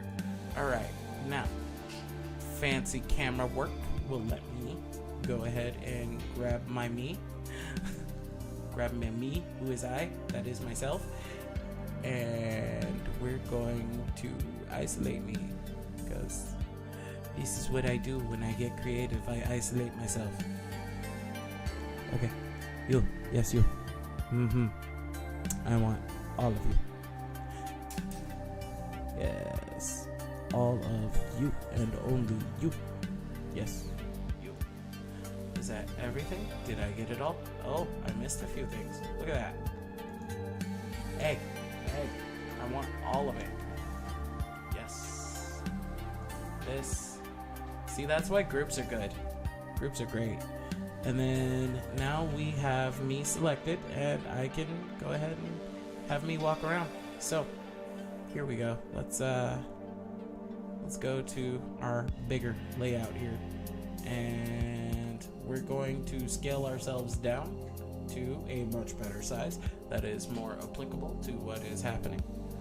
So we'll go side 3 here, and by my own metrics here, hey, go back.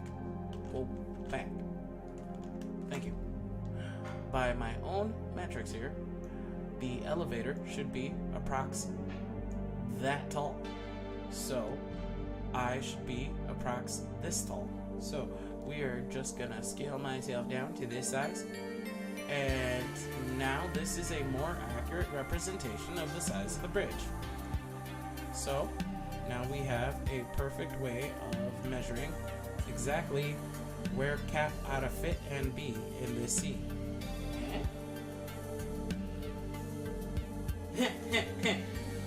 You set that up, you.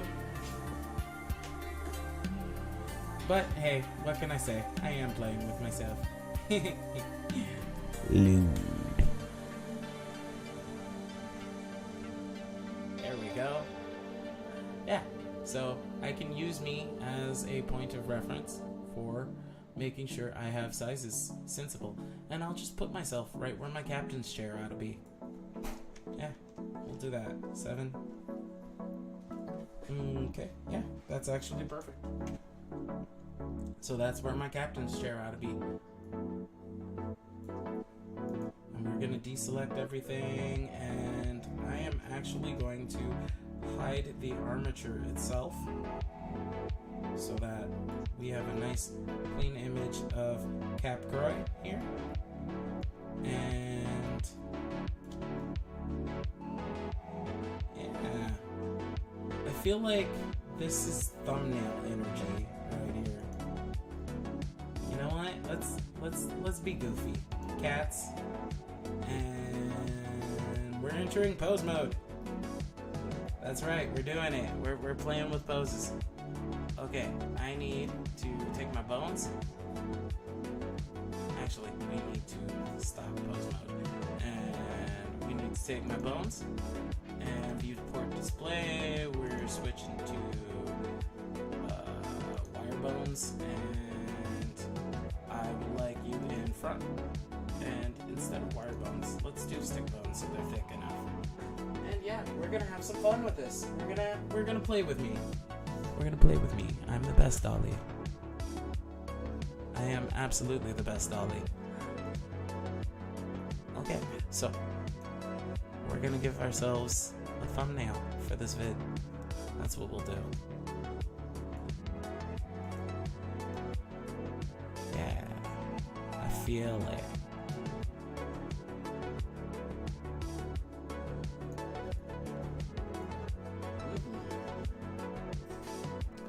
Let's see, what kind of pose should we do? Quick dab? Should we quick dab? We should probably quick dab. I think we can quick dab. Let's go. Alright. We're gonna turn our head. Ah! No! That's not what I wanted to do. Okay. Yeah. There we go. We're gonna do that. And then we're gonna go ahead and we're going to take our torso and we're gonna turn it slightly. Too much turn. Too much turn. There we go. That's better. Okay, yeah. And then we are going to turn that hip a little. Just a little. And then I want to bend this forward. Let's do the middle bone for this. So, yeah, there we go. That's it. That's the angle. And then we're gonna take this arm, just bring it up.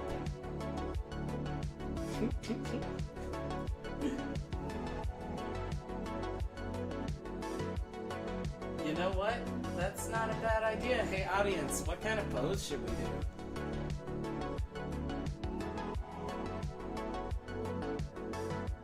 Ooh, yes. I don't know how to use my own applications. This is why we have a bridge crew, because the captain never knows what he's doing. I'm sure a very brave and very talented strange alien will tell us. Hopefully. Strange, are you there? Help. Help. Let's poll the audience. We want to make a thumbnail with the audience. Oh my goodness. Okay, so that model update did not like the geometry decrease on the coat. I decreased the number of faces by almost 8,000, and the result is that the coat doesn't like certain turns and twists. And that's going to show terribly. So I will have to actually do work to hide those faces. These white faces here. Those are the parts that are breaking. Oh. It's kind of cursed. It's like juicy cursed. Oh, it's so bad. Oh, it's horrible. Ugh, what have I done? Decimation is dangerous. Oh. Yeah, that's gonna be a few hours of work, unfortunately. So my first model for this is just gonna be functional but crunchy. But hey, at least I have started working on getting things into VRChat, yeah? Oh yeah, you're right. I should tuck my head. You're right. There we go. Oh. There we go. Let's do that. And then let's curve me down more. It should be rotated different, actually. Come on. There it is. Okay, here we go. We're gonna turn it this way. We're bringing it down this way. And then let's take that and spread that out. Oh, that's cursed and I love it. Aha! What have I done? Oh, I've done so terribly. Oh no. Oh! Oh! And it came in right as the drop of the song hit. Oh! Oh! It's so bad! Ekazar was talking about how terrible it is right as the song hit. And the song like went down a half step, so it went like demonic-like. So it was just perfect timing. It's like a bad trip. Oh, it's so cursed. Just hello there, Nana. How are you doing? I am hungry and human feeling. Oh. These emotions and feelings are weird, but I don't know if I like them. You know, we call those diarrhea. That's what emotions are. They're just diarrhea of the brain. Don't worry about them.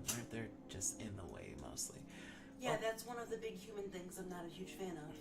And sweating, like, why is that a thing? You know, I don't know who invented sweating. I was hoping we could assassinate it. I mean... If we can figure it out, I can try. Well, we are Eldritch, so we can get away with that eventually.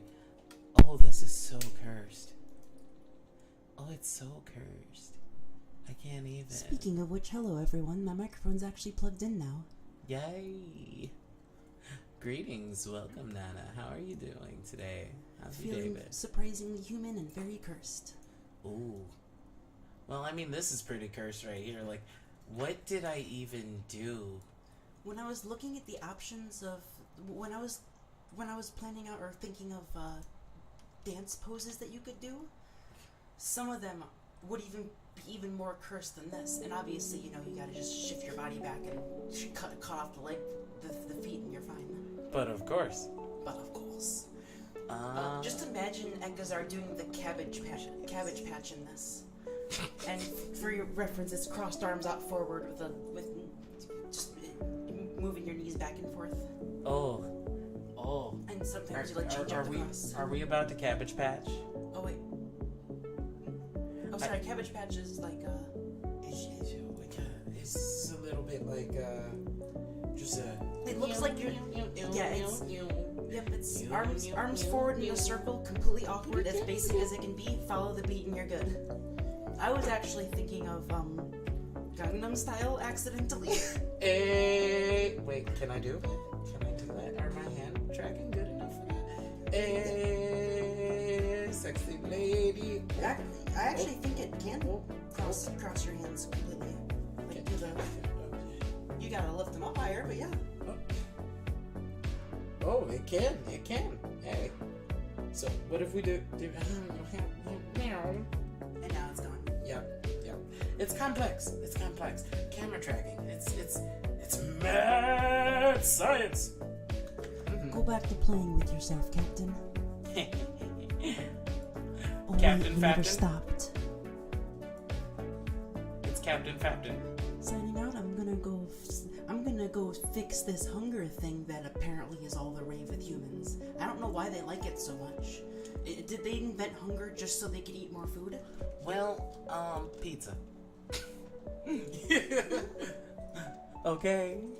Pizza. I learned about this thing called range dressing, and I don't know what kind of magic and microparticles they use, but whatever nanomachines they put in there do taste really good. I believe the nanomachines they put in there are called bacterium. It's used for the pasteurization. Wait, the removal of bacterium. It's used for the pasteurization of the milk. That is the I don't know. Okay, ranch is made of weird shit. That comes from cows, right? Sometimes, but it can also come from gorillas. Okay. Gorilla. Okay. I'm gonna go contemplate my life and what it means to be human. Ooh, that's heavy. Okay, I think we have ourselves a thumbnail. We do. I think it's cursed. Hey, thank you for coming out, Kuro. We love you, we're happy you're here, and we wish you a good night. I did do this to myself. And the best part is, we can fix this almost instantly. Boop. Assert dominance. Okay, now that I'm done being a child.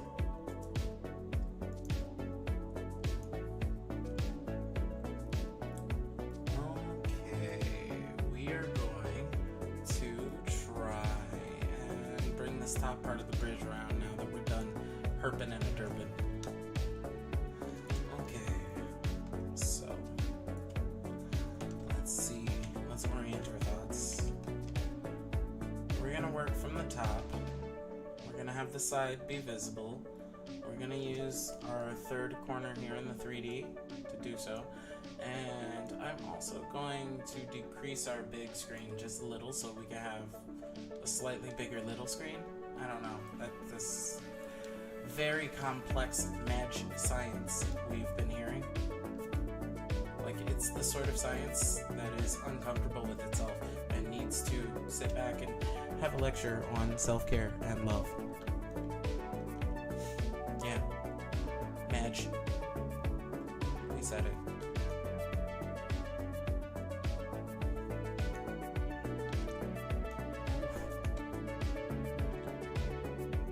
Okay.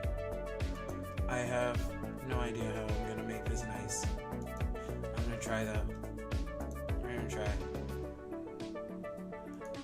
I should have counted how many segments I wanted before I did this. This is very unprofessional.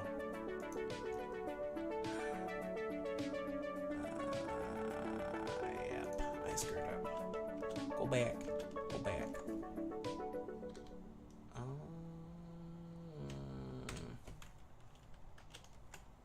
We're gonna rotate you only slightly.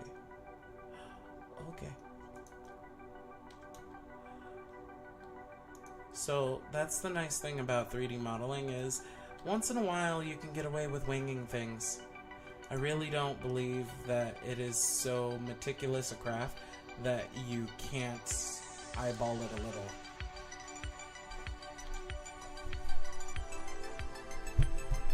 Oh. Well, that blocks my view, though. Ah, that is significantly better.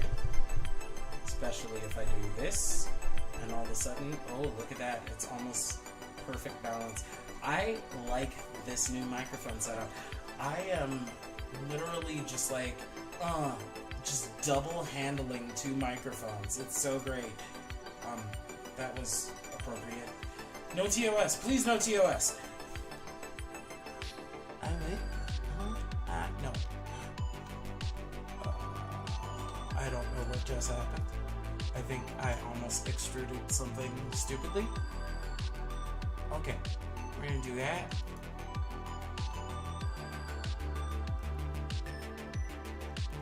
And I think I want slightly more here. And then we're gonna rotate here. And then we're bringing it closed. Yay! Come on, just a little, just a little. Boom! Yes! The way I want it. Look at that, look at it. Look how cool that looks. That's a bridge. That's a bridge. This is already the base structure of a bridge. Look how far we got. So, next 3D modeling day, we are going to start to create what I like to refer to as the prefabs on the bridge. What that means is repetitive objects that... Yes, Pixiv would like to have a word with me because I spend too much time there. Shame on me. Shame on me. Yeah, shame on me. So, this bridge already got a good start here. What's going to happen next is we're going to work on what I like to call prefabs. These are going to be little assets that will be repeated throughout the ship. So, for example, some of the prefabs will be chairs. We're also going to create a prefab for computer desks. And we're also going to create a prefab for lifts. And we're going to actually model out the elevator, as well as some of the more finer details here. So we have a nice beginning setup for this.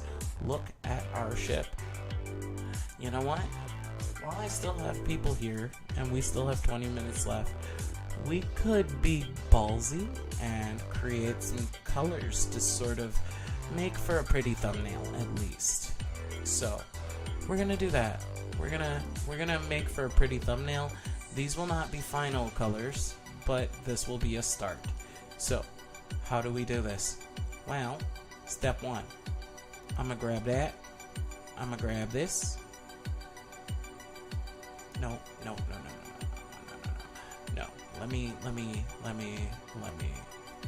Let me see you do the hustle. Hustle all day. Okay, so そうですね. Well, I guess I'm glad I thought about colors. There's another geometry thing I need to do. See this vertex right here? I'm gonna use this vertex to connect to that vertex. And oh hey, look at that.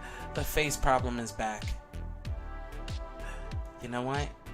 I'm gonna just do it. We're just gonna do it. We're gonna jump right in. So we're gonna go into the textures. We're gonna add, let's see, red, yellow, silver. Let's start with those. Red, yellow, silver, bridge, red, carpet.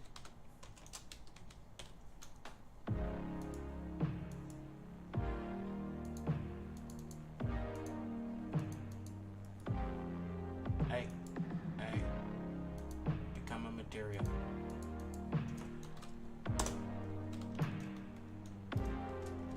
Bridge, yellow, trim.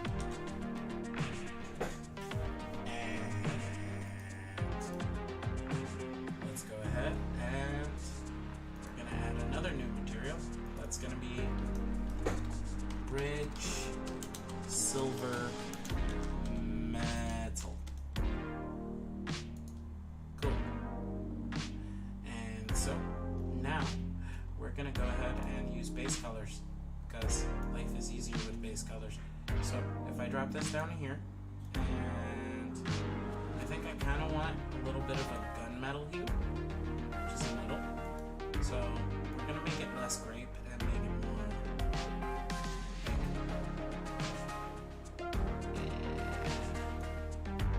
Okay, we'll make it slightly brighter. It's still kind of gunmetal-y.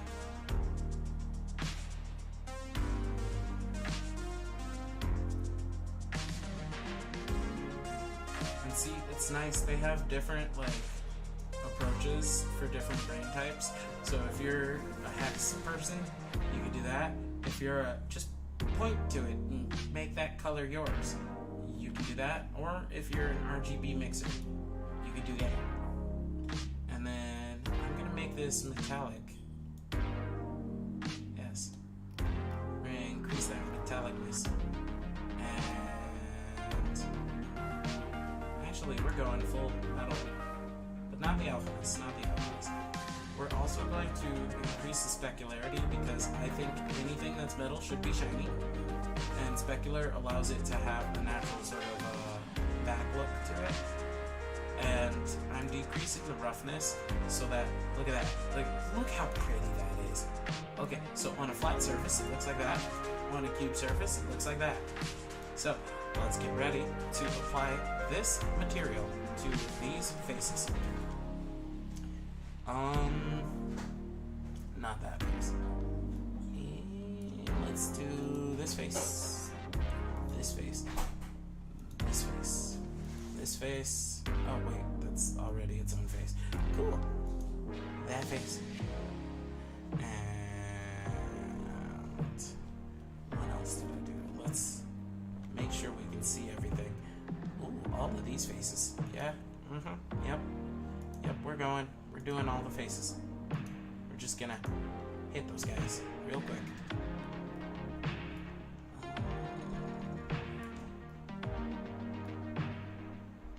You know what? I think we can select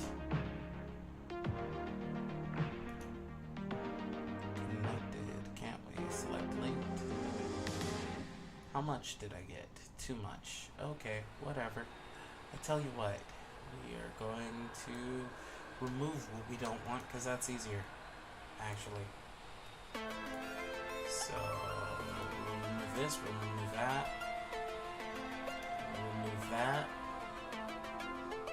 Oh god, Bear, so stinky. What did you do? Bear, you stinky boy.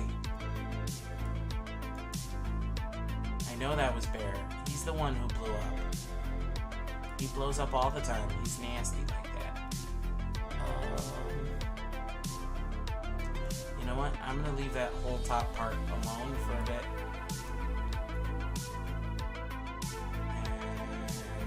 And I think that ought to do. I'm being rough right now in terms of what we want this to look like. So yeah, let's go ahead and apply that material. Bridge, silver metal. And we're gonna assign. Boom, look at that. Look how nice that looks. It just got assigned. It now has bridge gunmetal. And then let's put in the carpet. Yeah. Let's do that. Let's put in the carpet. So we're just gonna go ahead and do the bridge red carpet. And we're assigning it specifically to these. So let's get that color going.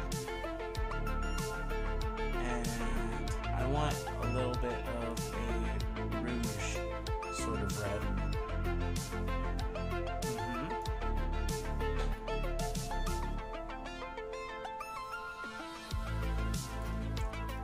Like, it's gotta be kind of, I don't know, like, we don't want it metal. We want it less specular, actually. And we want it more rough, actually.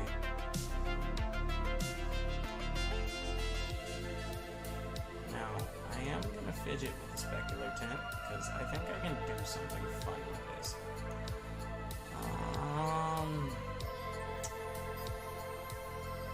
Let's see. I could create a rough texture over the top, but that's gonna be longer than we got right now, because we said we'd do this with the last 20 minutes, so we're doing this with the last 20 minutes. I want it to be brighter, actually. Not too much brighter, but brighter, yes. So let's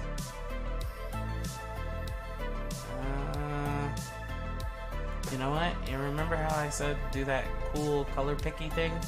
We're doing that now. We're using this color. Blender, did you do it? Did you do the thing I wanted? You did. Absolutely did.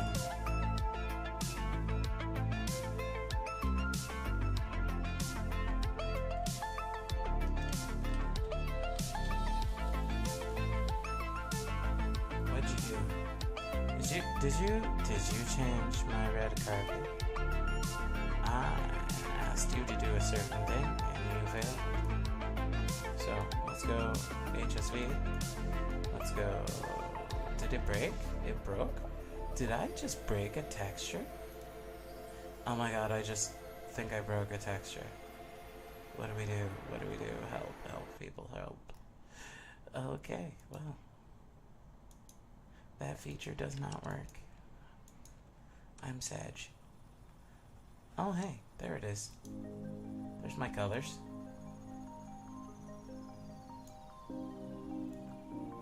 Okay, so I guess doing it off screen is new kind of thing.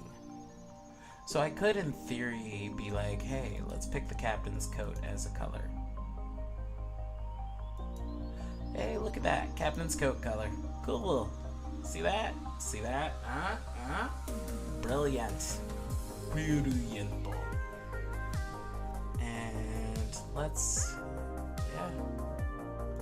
turn up that roughness. And I think that's good enough for now. And then okie dokie. Well, I mean, we're taking the last 10 minutes here to go ahead and try and add some character to this here bridge. So, escape, Control Z. I actually wanted a horizontal cut along here.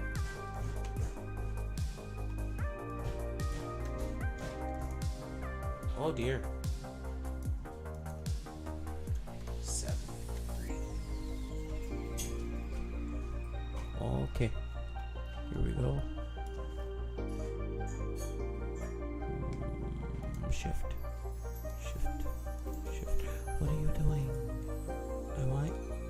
behave. Grazie, grazie. That's all I wanted. That's all I wanted. I wanted nothing else. I just needed you to behave. I don't know where the accent came from. I didn't do it. I'm innocent. Okay, so what I'll do is I'll put the yellow up here. That's what we'll do. We'll put the yellow right here because it's styling. Or actually, ooh, brain, thank you. I just realized what I want to do. We're going to inset. And when we inset, now we have this nice little middle portion where we could put, say, cool lights. Yeah, let's make it shiny. Let's add a new material. So, here's what we'll do. We'll take a new material.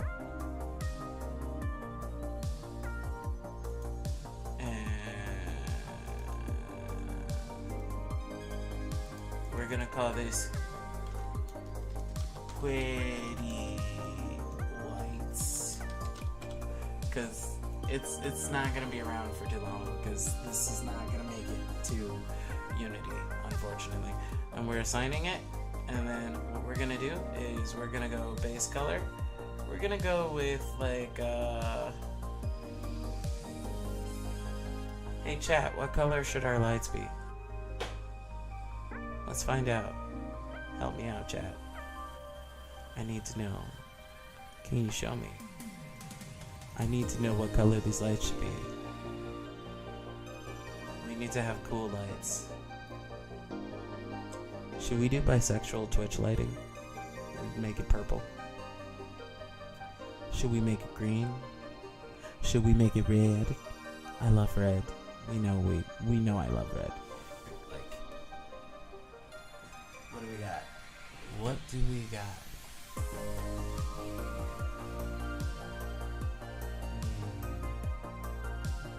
I don't know, but I'm gonna make it glow. Okay, so here's how we do it. First off, we're gonna turn on transmission. Yeah. Now that we have the transmission, we're going to turn on emission.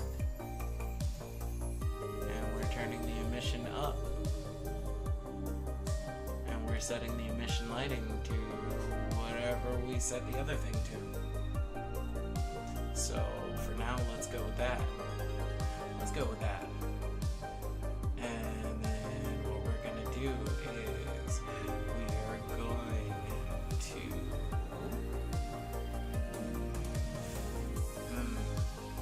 you know what, I think I would rather have most of the white lights if nobody's gonna volunteer any fun lights. Yeah. And then what is this hex value? Let's use that hex value. It's gamma corrected. How nice. D7E7C1. Control C.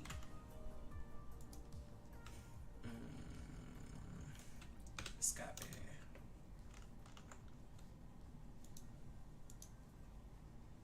D7E7C1.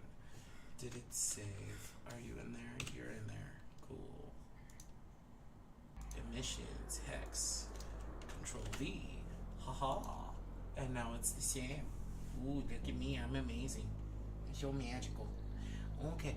And then on our viewport display, what we're going to do is this world properties?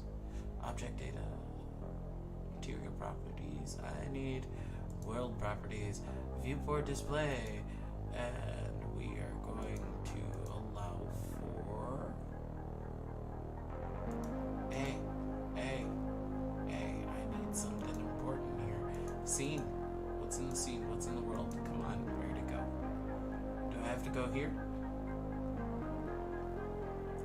Render properties. Okay, cool. Viewport rendering. Awesome. That's what I was looking for.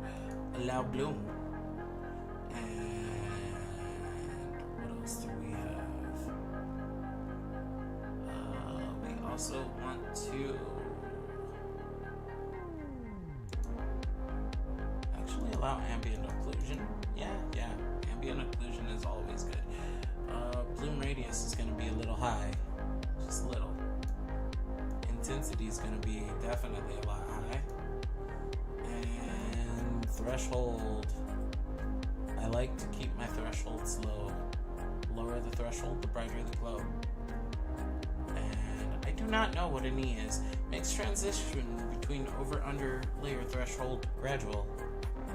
Oh, that's pretty. Yeah, okay, cool. So we've got a nice lighting system here now. And then, now that that's a thing, we can turn around and take this portion like we promised we would. And we're also going to take this portion. And we're going to scooch it down here. And we're applying more textures. I did not forget what I was thinking, I promise. Okay, maybe a little sign. And we're gonna set our base color to a delectable golden yellow. Yes. And yeah, let's assign that. Yeah, let's do that.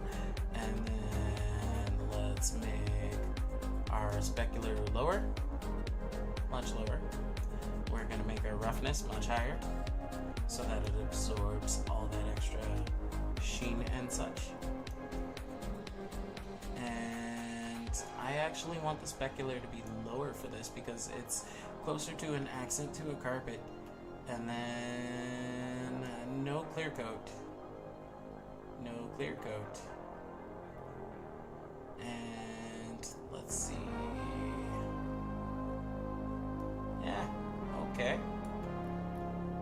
So now if I were to go ahead and rotate around, like, look at this. We have something that seems like a bridge to a ship already.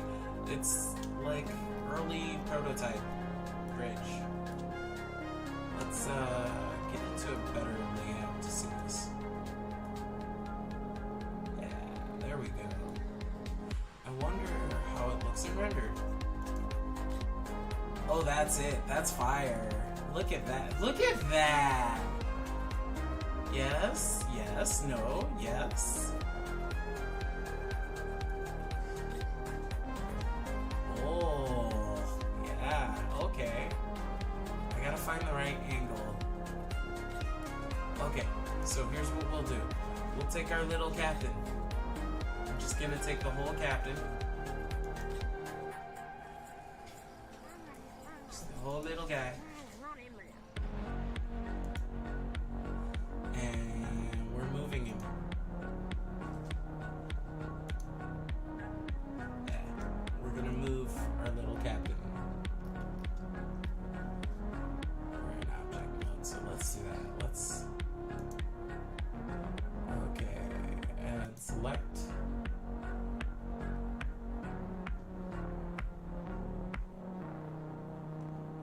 Come on, let's take everything.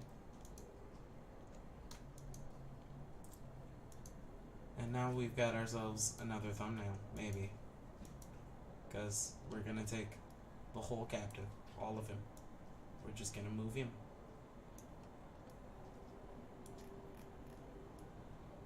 I hope we didn't leave any parts of the cap behind.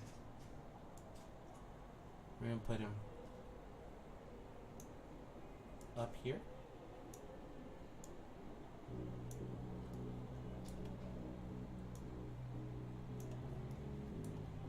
Yeah. We're about to have a really cool picture. Because my brain is doing a thingy. And that's usually really good when my brain does the thingy. Okay, cool. I like that. Alright. Get up higher. Like right here. Shoes flush with ground. Awesome. Okay, so now let's rotate the whole budgie.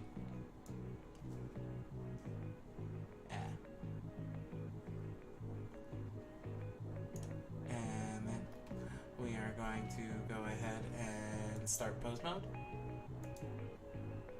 And we're just gonna get into that regal captainly pose we know. You know, the arms to the side, watching over the bridge kind of thing. Yes. And now let's hide the armature. And let's hide the collider. And hide the collider. And yeah, okay. There we go. That's a vibe. That's 100% a vibe. Yeah. It's a little small. But, you know, it's a vibe. Actually, if anything, what we should do is take our little captain and we're gonna stop pose mode so we can grab our whole captain here and let's make sure we don't lose the armature. It's attached, but you know, I don't trust these things. They're really bad. These VRMs are pretty astute. They have some really, really impressive stuff going on. I'm gonna actually put him up here. So, goodbye. Where are we going? I don't know. C'est la vie. My legs are in the ground. Okay. Thumbnail, please. Let's make it happen. Okay. Alright. We're gonna grab you. Put you. No. Cozy. We're gonna grab you. Put you, like, over here. Where it seems more imposing. Yes. Because that's the best way to give it a vibe. Okay. That is absolutely the best way to give it a vibe. Alright, now let's start pose mode again. And let's take those arms and put them down in that regal way. Lazy arms down posing. And then let's hide. Cool. And if I zoom out ever so slightly, bring the camera out here. There it is. That's the energy. So I got the angle I want. And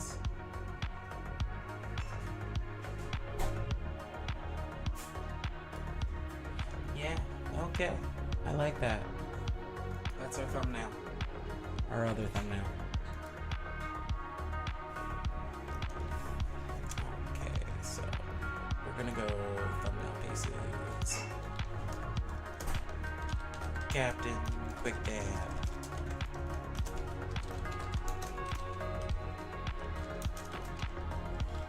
We save that one. And then let's make a new snip.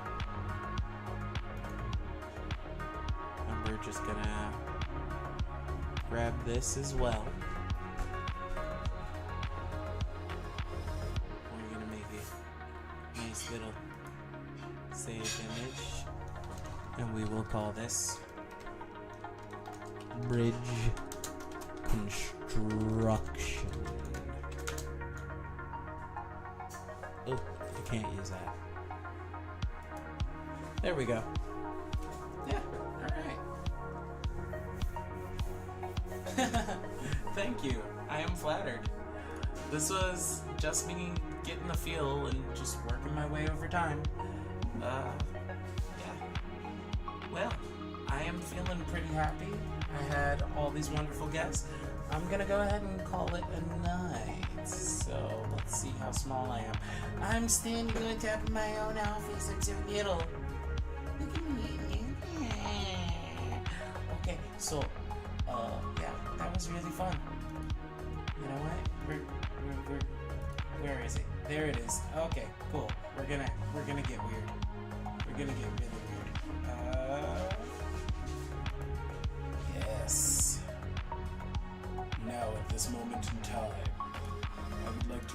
you all to have an excellent and a gorgeous evening. Mwahahaha. Mwahahaha.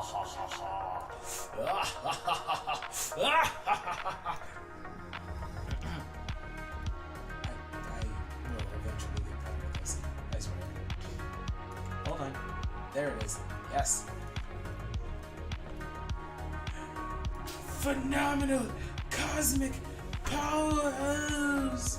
Okay, well, good night.